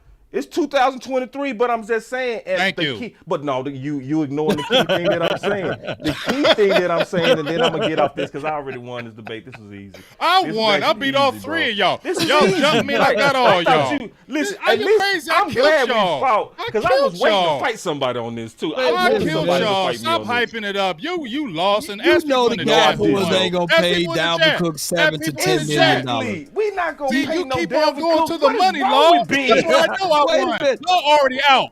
I beat Law. Law already out. He keep going to money. I'm going to the player. You keep talking to money. We already agreed on the money. We talked about that. I've already beat you, Law. Ask people in the chat who won. It's me. This team is not going to. Let's ask the chat. Chat. Who won this debate? Who won? Did Big win this debate? Because I'm looking at my chat, I had 2 people come over in my chat and said, I'm coming over your chat because they talking delusional over there. They said that? Somebody said that? Well, tell them. Y'all talking about us like that? What planet will the Cowboys pay Dalvin Cook $7 to $10 million? See, here go the money. Wait a minute. Let's keep law the conversation. Let's keep trying to bring you to reality. Tell you the real. I already know the reality. We had the reality when we had Brian Broaddus on the show. We have the reality when we had Brian Broaddus on the show, and he told us the money is spent. He's not getting it. I said, okay, I feel you. I That's made a good point. Video right after that. No. I made a video That's a bad point. Let me finish. Let me finish because I made a video right after that, and I said the Cowboys will not sign Dalvin Cook because of the money. But don't tell me those other reasons, because if you got Dalvin Cook and Dalvin Cook came to Dallas and said, you know what? I'm trying to win a championship. I like it here. I'll take a lower salary to come here. Boy, y'all crazy in your dome if y'all gonna sit there and say, we don't want Dalvin Cook. We want Ezekiel Elliott. No. I want a healthy Zeke over a healthy Zeke over a healthy Cook in this particular run scheme. Yes, I do. Y'all crazy. Yes. Let me ask you a question, Big, and don't be faking over here. Don't fake either. Keep it real. Who did Keep it real. I want to ask you a question and don't. Let me say one thing before you do it. I haven't been lying. Let me just say one thing. He got 1,100 yards on 15 carries a game. He averaged 15 carries. He was already sharing carries with Madison and another running back. So it wasn't like he was carrying the load. Yeah, man. Give me Kareem Hunt, right in with Pollard. I'm sorry to do you like this, Big, but oh, you see this guy? See this guy? Number one bullshit guy. He do the wee woo. Yeah, play it for you, cause you wee wooing like a mother sucker. No, you wee wooing right now, bro. You are. It's you. All right, you delusional. No. Let's talk about this, you are delusional. I'm gonna ask you one question just to test your realness, cause you've always passed this test. Don't go to. It's all fake news. Don't do this. It's phony stuff. It didn't happen. Don't go down the fake news when I ask you this question. We need to know. You are fake news. We need to make sure you Come are on. not fake news. Come on with when the I ask damn you this question. All right, Come on with the damn I had to question. set it up, bro. I had to set up. You know I got to put some I face heard the on setup. that. Come with the All right, here we question. go. Who is more beast mode, Cook or Zeke? It's gonna be if we're talking about the power and everything, it's Ezekiel Elliott. Okay, so Yes. that's my point. Who's more and that's why. explosive? Case closed. I won. Answer my question. Now. Who's more explosive? I won. It's a big thing for Boss Cowboy to actually say publicly that he drunk Kool-Aid. Listen, I do not drink Kool-Aid without first measuring. Oh man, I won. That's so easy. Cause my question is this: how are you gonna say? And you with a straight? Let me look at your face. Yeah, he got a straight face too. How you gonna say with a straight face, bro? You said this with a straight face, didn't it, Law? Law, didn't it? He said with a straight face that Zeke was more Marshawn Lynch than Cook, but at the same breath, you want Cook over Marshawn Lynch. Marshawn Lynch was under He Brian is not no Schottenheimer's more scheme, Marshawn bro. Lynch right now. Please stop with that madness. You the one said it, bro. You said Because you threw a you question said to who? me. I You tried asked to you trick one me. question, bro. I You're said trying to trick who me. right now is more You tricked me. Marshawn Lynch, That's Zeke fine. You or tricked Cook? me. And you said Zeke. So how do you Guess see what? that Marshawn Guess was what? successful Dalvin under Brian Cook was Schottenheimer? never beast mode. Understand that. Am I correct on that? Was Dalvin Cook ever a beast mode like No, Marshawn Lynch? Because that's my even point. Marshawn Lynch was not super fast, but he was a powerful back. But even when he was in Seattle his last few years, can you not agree with me that he had lost that juice, and that's why they started going with them other running backs? Am I right, OC? Here's You're right what I about that. want. No, here's what I want for all three of y'all to know. All right. It's the truth. I want these running backs that we got now to change our mind, so that we don't even have to bring back Ezekiel Elliott nor Dalvin Cook. That's a I good want point. these boys to elevate and showcase what they got. Now, I still want to keep. You know how you keep that Swedes number in your phone? You know what I'm saying? Yes, indeed. And we got to be that Swede and making sure that she don't go nowhere and making sure that she close by the phone just in case those running backs that we got now. You know what I'm saying? Because Let me ask you this, Law. Let me ask you this. Even Rico Dowdell, because we liked Rico Dowdell because he does have ability, but he's always hurt. But y'all, I want to ask all y'all, Malik Davis, did he have more juice than Ezekiel Elliott when you watched him run? Yeah, he did. He has more burst. He had more, and he was only like a 4'6". He's almost like a 4'6" guy. Big. This is where you're not keeping it real, bro. I've been Malik keeping Davis it was real. also coming in there as a change of base back where he was not used in the same situations. Zeke was used on the hardest downs for any running back, the short yardage. Really? What do Really? you face with short yardage situations? Go watch that Tennessee game, man. No. Answer this question, Big, watch because it. I It know was you them know too. football, bro. You That's one thing I know question. about you. You know football. never answered Let me my ask you a questions, question. though. I'm gonna ask you a question. You gotta answer it. You never answer mine. You gotta answer this question. Are you gonna answer the I question? do. You All right, here gonna we answer go. mine? I will. You ask first, and I'm gonna ask second. I'm gonna remember Okay. mine. Good. Remember it All because right, here we watch go. that Let me ask you this Tennessee question. game. All right, here we go. Yeah. Which situation is harder on a running back? Short yardages, red zones, or closing out? Or if you just get subbed into a game on an even down? Which one is easier to run the ball? Subbed in on an easier down. Exactly. So that's what Malik Davis was getting. He was being a change of pace back where you In put that Tennessee game? Well, I ain't gonna act like I remember that Tennessee game like the back of I my do hand, because I just don't. watched it. Okay, see, I just you watched got it. an advantage over me because you just watched the game. I'm not gonna fake like I Go did. watch it. But when you talking watch about Ezekiel the Elliott in that situation, Tennessee but we game. talking about the situation, Big. Okay. The situation that Zeke was asked to run in was the toughest situations. That's why I don't be talking about these averages like some might do. Look at this average, look at this, look at that. No, look at the situation Zeke was having. So you telling me that if Malik Davis was put in the red zone, that he will be just as good as Zeke? If Malik Davis was put in mostly short yard situation where he had to be a power back, you saying he would do what Zeke is doing? I can't say that. You know he wouldn't, bro. Come on now. You know I don't know that. I don't know that. I didn't see it. All right. Is that guesstimating? That is. Okay. That would be an assumption. I'm going to be fair. That is an assumption. That would be an assumption. But I would make a good assumption that likely no. I think that's a good assumption. That's a good assumption, but it's once again, it's an assumption because we don't know. We didn't see Malik Davis put in them situations because remember, you just heard Michael Gehlken say they didn't trust him. You know what I mean? So since they didn't trust him, man, he was undrafted. He didn't get drafted. He was undrafted. So in that aspect, you know, and he kept on, you heard what Brian Broder said. He kept on saying, I want to get in. I want to play. Y'all let me work all this hard and I'm not getting in the game. And you heard him say that that's one of the reasons why they played that game against him in that San Francisco, that he was kind of pouting why he didn't get in. But you're going to sit there and tell me in that San Francisco game, when Tony Pollard went out and you had Ezekiel Elliott who looked a whole shell of himself, Malik Davis wouldn't have gave us some juice and kept that offense kind of pumping. He was fresh. Would have gave that offense some juice. He was fresh. Not just fresh. You see, that he runs good between the tackles.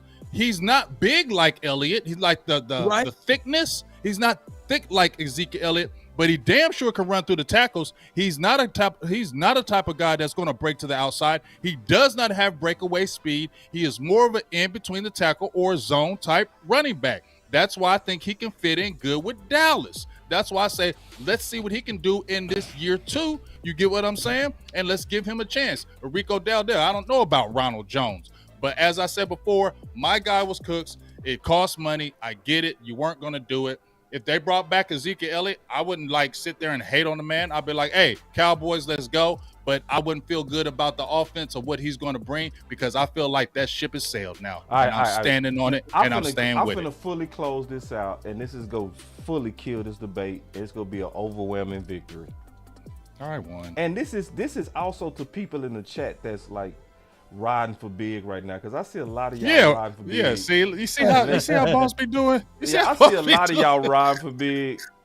Like, so it reminds me of the Troy Hammer shut all of this down. Y'all ready? I'm finna shut it all down. Y'all ready? Go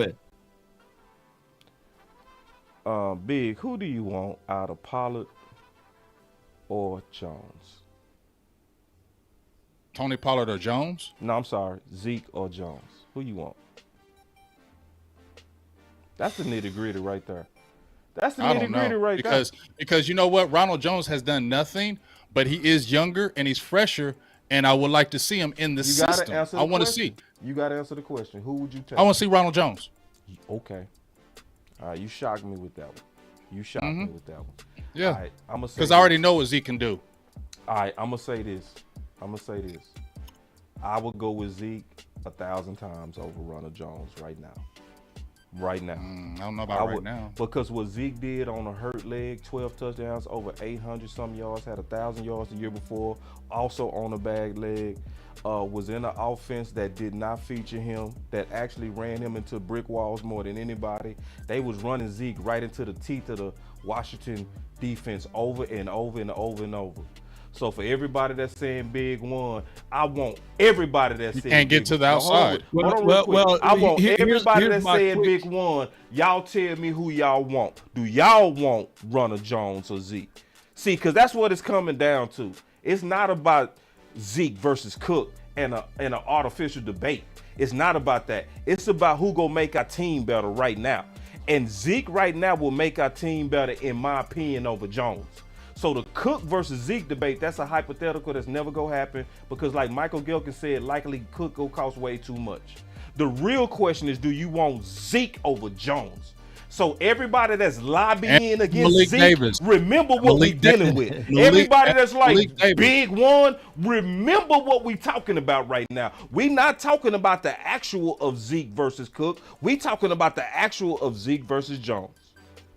That's my fault. What you're going to miss from Ezekiel Elliott? What you're going to miss from Ezekiel Elliott? My fault, Law. What you're going to miss from Ezekiel Elliott is two things. I'll give him his props. He was a leader. I'll never take that away from Ezekiel Elliott. He always worked his butt off. I'll never take that away from Ezekiel Elliott. Mm-hmm. He always played through things. I'll never take that away from him. Okay, I can't, and I won't, and I will never say anything against that. But you know what? I feel like it's time. Let's see what Malik Davis can do, because as I said before, the offense was 12-5 and good this past season because you had a Tony Pollard breakout, not because of Ezekiel Elliott. Well, the whole issue with the bringing no? Ezekiel Elliott back, in my mind, and I'm going to answer a question. The answer your question is yes, but the whole issue is that, in my opinion, outside of Tony Pollard, you don't have a proven, really, really good back. And if you have a non-productive Ronald Jones, then what do you do in terms of being able to power run the football? Because look, Ezekiel Elliott is that guy. Tony Pollard is not really that guy. You run him too much inside, he's going to get hurt. He's not built for that. And so that's the argument about Ezekiel Elliott. It's not that we think that he's going to come in here and rush a 1,500. It's not that. It's just the usability and the situational football situations that you're going to run into as you get into this season. Because Deuce is not going to be a power back.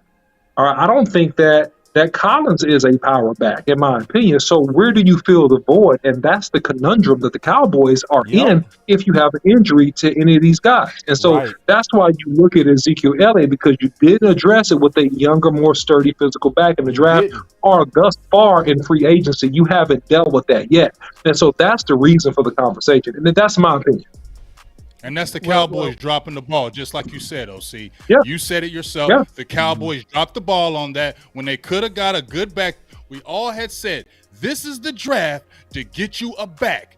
There's all kind of running backs in this draft. Cowboys, you need to get them, because we just said, and most of us agreed, that Tony Pollard was going to be a rental. We knew from the get they weren't going to sign him to a long-term deal. This is a one-year deal, just like they did Schultz. Tony Pollard is going to probably be gone after next year, because guess what? Everybody's talking about Dalvin Cook being 27. Tony Pollard is 26. He'll be 27 next year. You think they're going to sign him to a deal? No, it's over. This is his last season. So that's what I'm saying about that. I mean, it's just I don't know. Well, let me break this down. Let me just say this. Let me say this.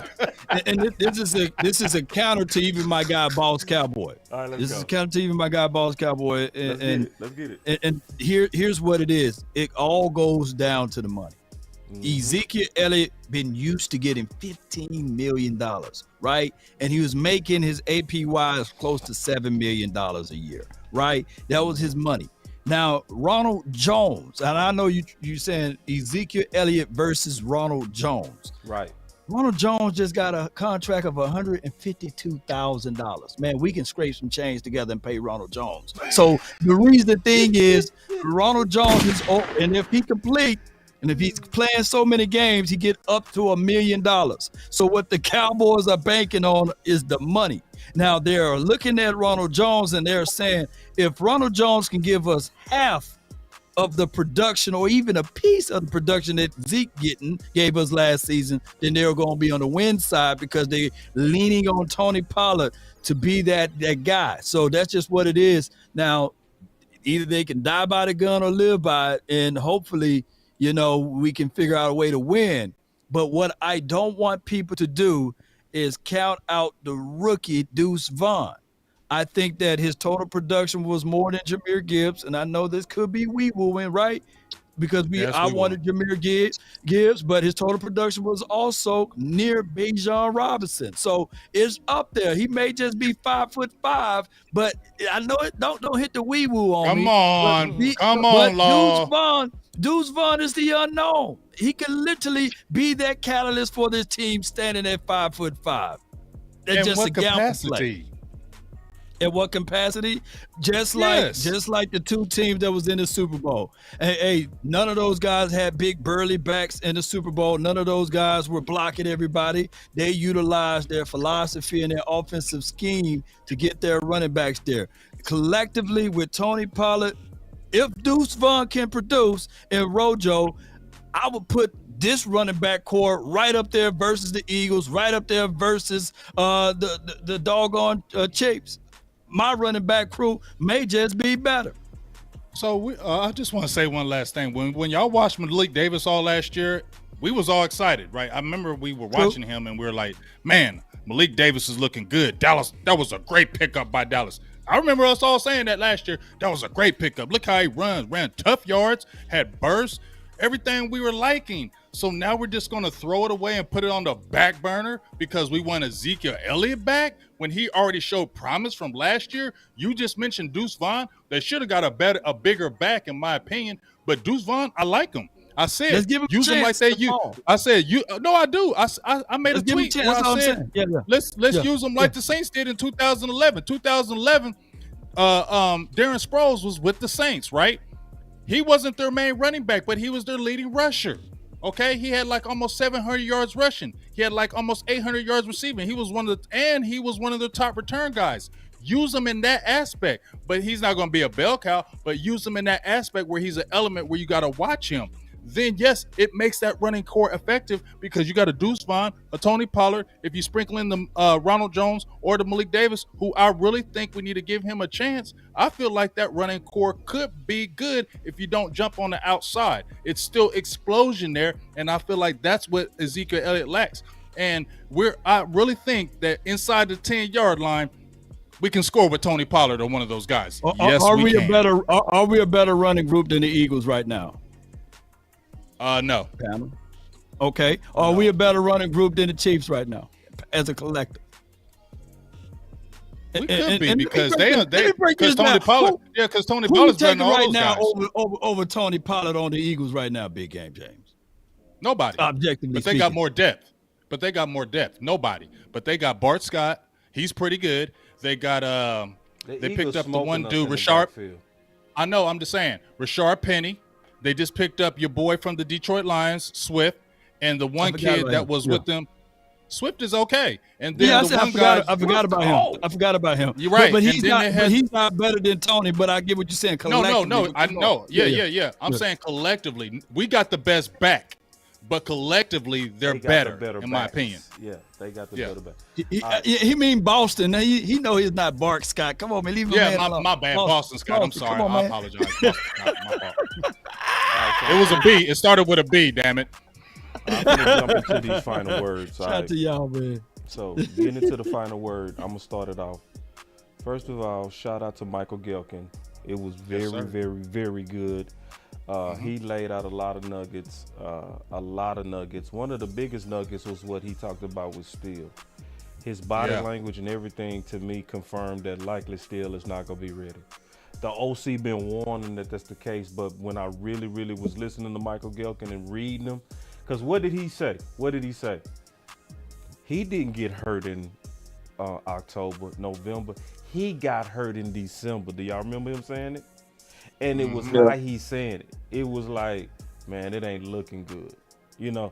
So it's one thing that we can all say about Michael Gehlken that we should know by now from watching him over the years. He go tell you the truth. He go speak his mind.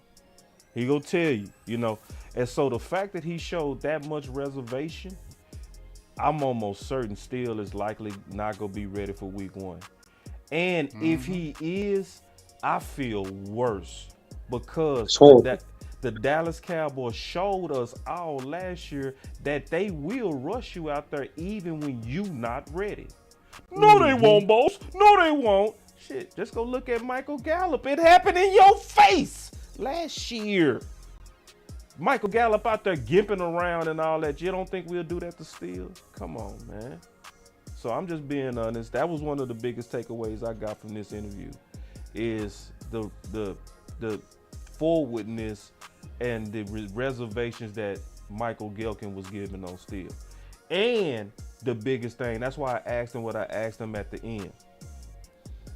And I said, likely he gonna end up on that reserve pup list where you gotta miss 4 games. And I asked him the key question. I say, how does he play left guard if he go try to play left guard in the middle of the season? And he said, I don't see how they work that in there. So that tells me that this left guard stuff with Steele is wee-woo. And I wanted to hear it from Michael Gehlken, and I think I heard it. That's just me. My last final word, because I'm doing 2. You I'm doing 2. You already know. I'm doing 2. I'm doing 2. We making a big mistake on that Zeke stuff, y'all. I'm peeping. We making a big mistake on that Zeke stuff. Sure, Zeke is not what he was. What do you think his price is, though, before you go give that wonderful soliloquy? Good question. His price go have to be about $5 million. It gotta be, which is a good deal. That's a real for good what? deal. 5 year for what? Yeah, but you got 1 year. $15 million now tied 1 up year. in the backfield. Boy, So? oh boy, that's crazy. I don't care. All right. So I don't you care at all. couldn't RJ, you couldn't Rojo, I meant to say, right? I want them to compete. The first thing, let me tell you how I would want it to play out. I would want Rojo to get the first crack at it in training camp.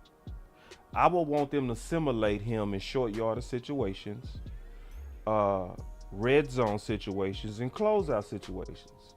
You can simulate that at practice. You can put him out there against the first team defense, and you can let them boys get after it and grade it.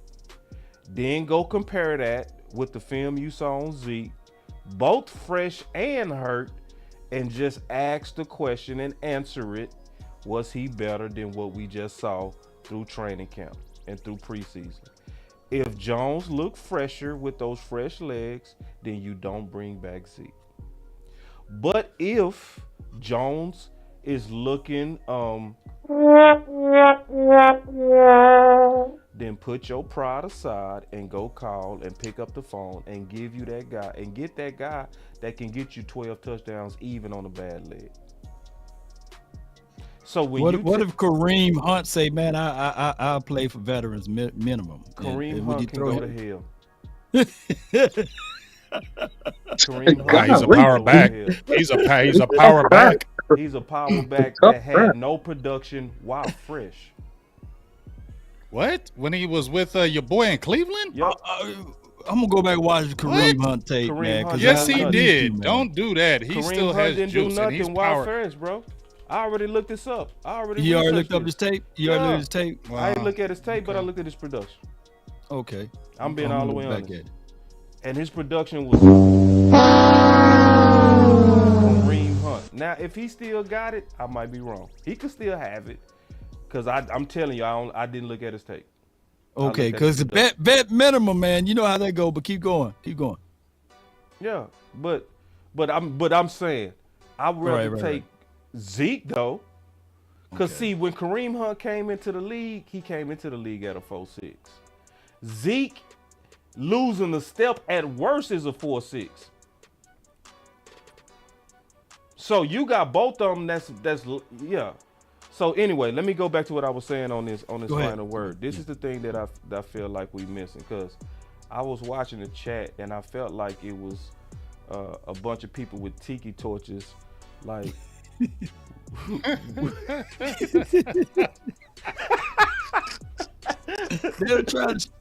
It was a bunch of tiki torches, man. Oh, Zeke, Lord. man. It was You're a bunch funny. of tiki torches, man. I swear, I saw it. I was watching the chat like they was almost out there saying, they won't replace us. What was that? It was some tiki torches against Zeke. So I'm going to say this, man. This is the main thing all of us need to keep and watch. Because I do want Ronald to get the first crack. He could be right. Gehlken could be right that his legs are fresh, and that he could be better because his legs are fresh. He also, 2 years in a row, was the 4th string running back. So, Cowboy Nation think he gonna be the #1 power back when he was the 4th string. All right, cool. All right, cool. But then Zeke is that dude that showed you that even on a bad leg, he can get you 800 some yards. Yes, he played bad and hurt in San Fran, but that's also playing hurt. So I'm thinking, let Hunt get the first crack. Let Jones get the first crack. But man, don't be having no pride if he looking wump. I need everybody that was out there with the tiki torches. If Jones is looking like,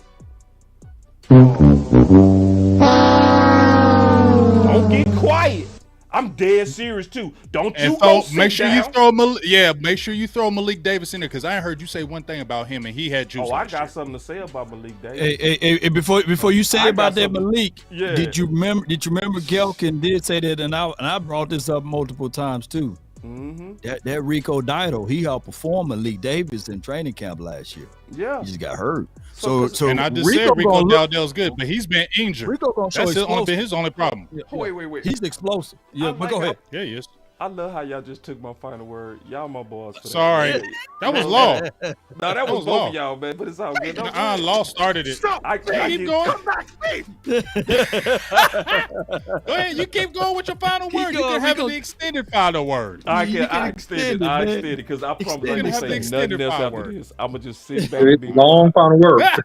Shit, I got a lot to say. The South got something to say. The South got something to say.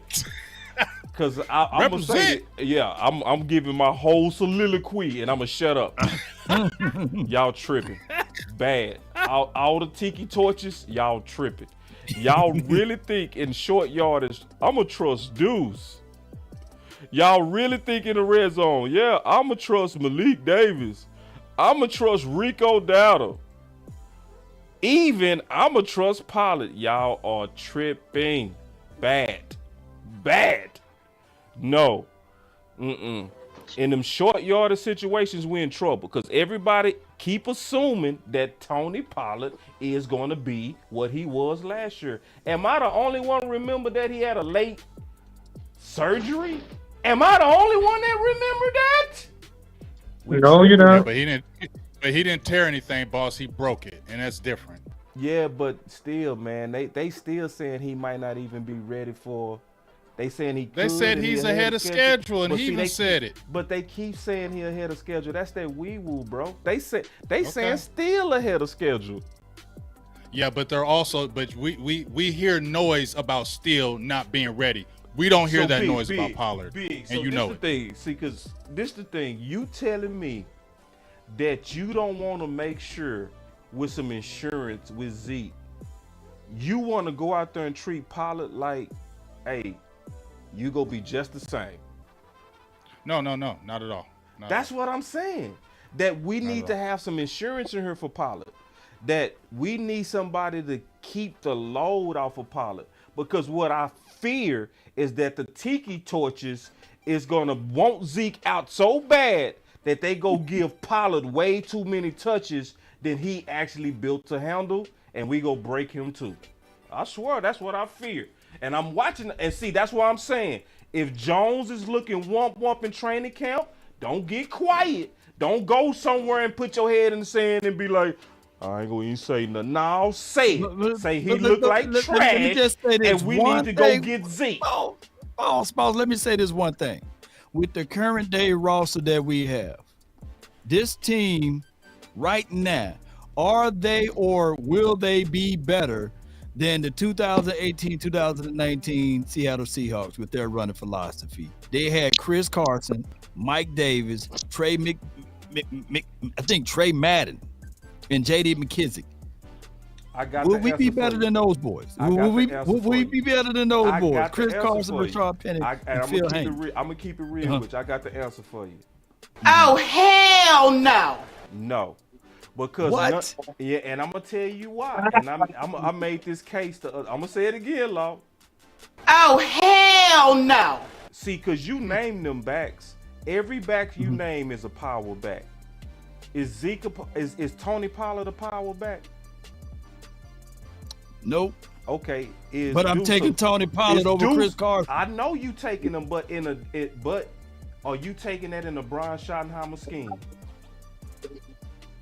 If I can get my Hunter Luke-Key, the fullback out there to be somebody, like a Trey Madden or what have you. I'm not doing philosophy. I'm gonna tell you why I'm not doing it. Why I'm not doing it because Brian Schottenheimer never does it. If Brian Schottenheimer is carrying nothing but power backs in his offense, it's for a reason. He been carrying nothing but power backs in his offense because his offense is built for power backs. The guys that we have in abundance are not those guys. They are not power backs. So when you ask me, and I'm just keeping it real, who fits Brian Schottenheimer's scheme better? Seattle's power backs or our lightning backs? Seattle's power backs. And that's my final word. That's a good philosophy. I ain't gonna kick back on that one.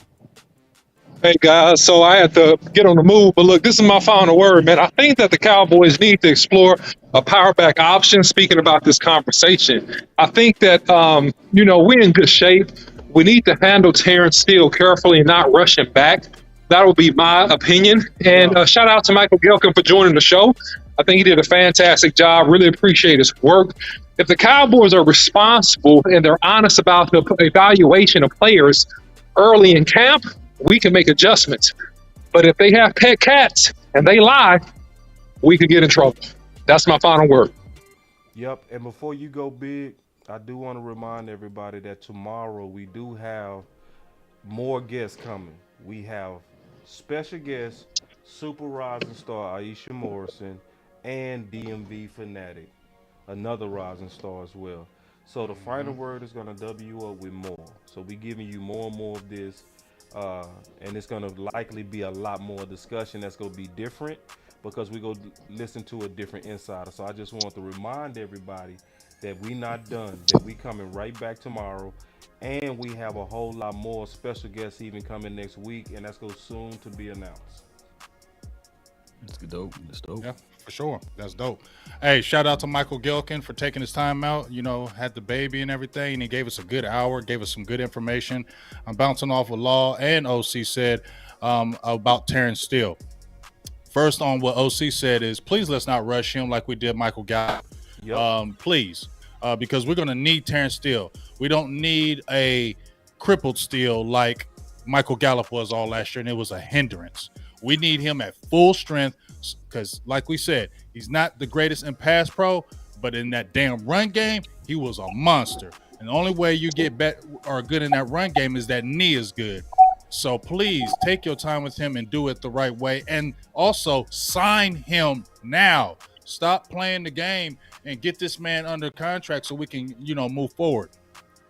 And to Law's point, where it's like, if you don't have the Ezekiel Elliott or whoever, if you have a good offensive line, it helps your running backs. So that's the biggest key for me is let's get this line together. Mm-hmm. Let's figure out these positions.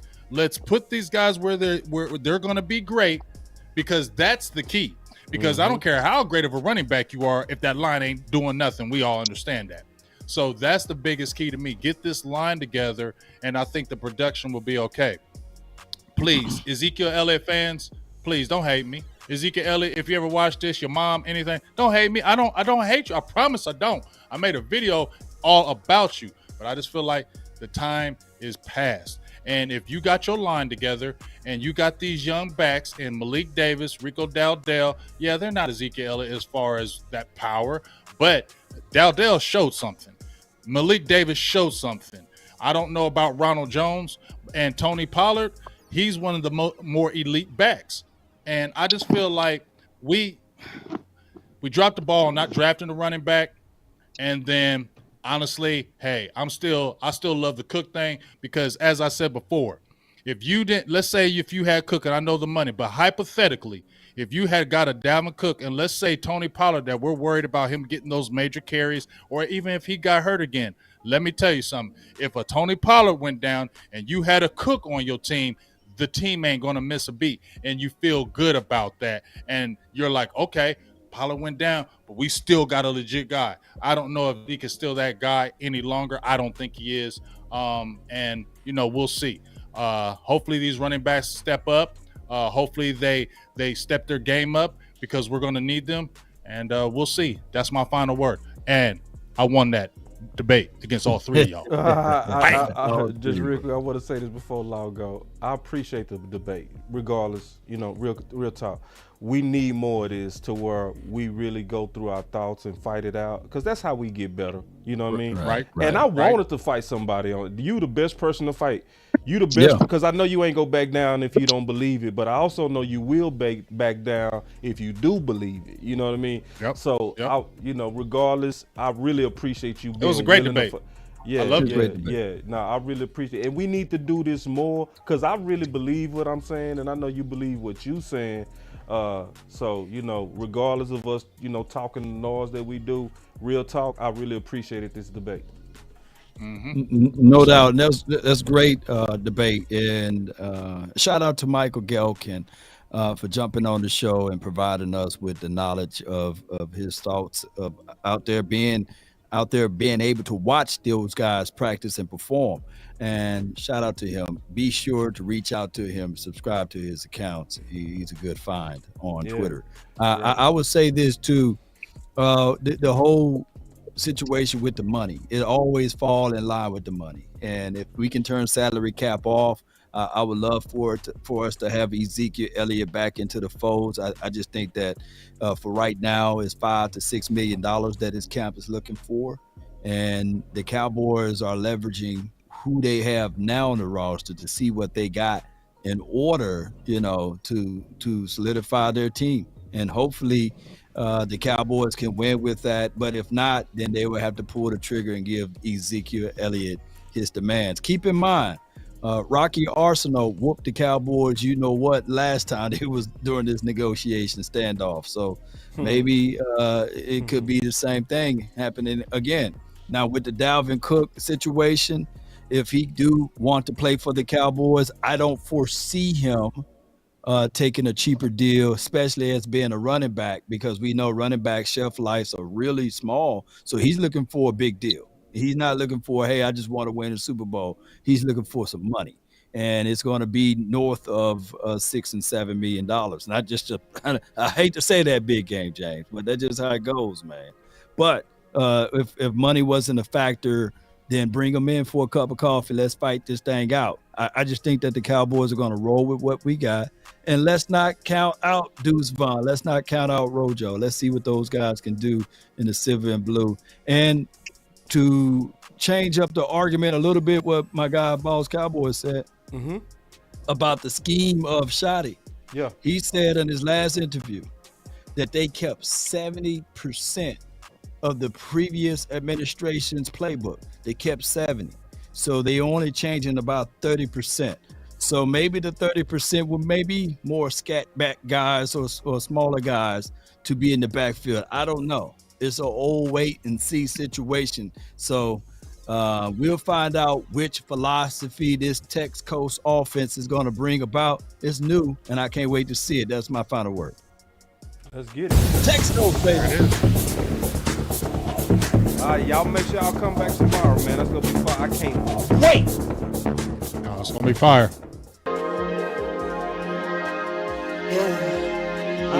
I just wanna run it up. Count a check or something.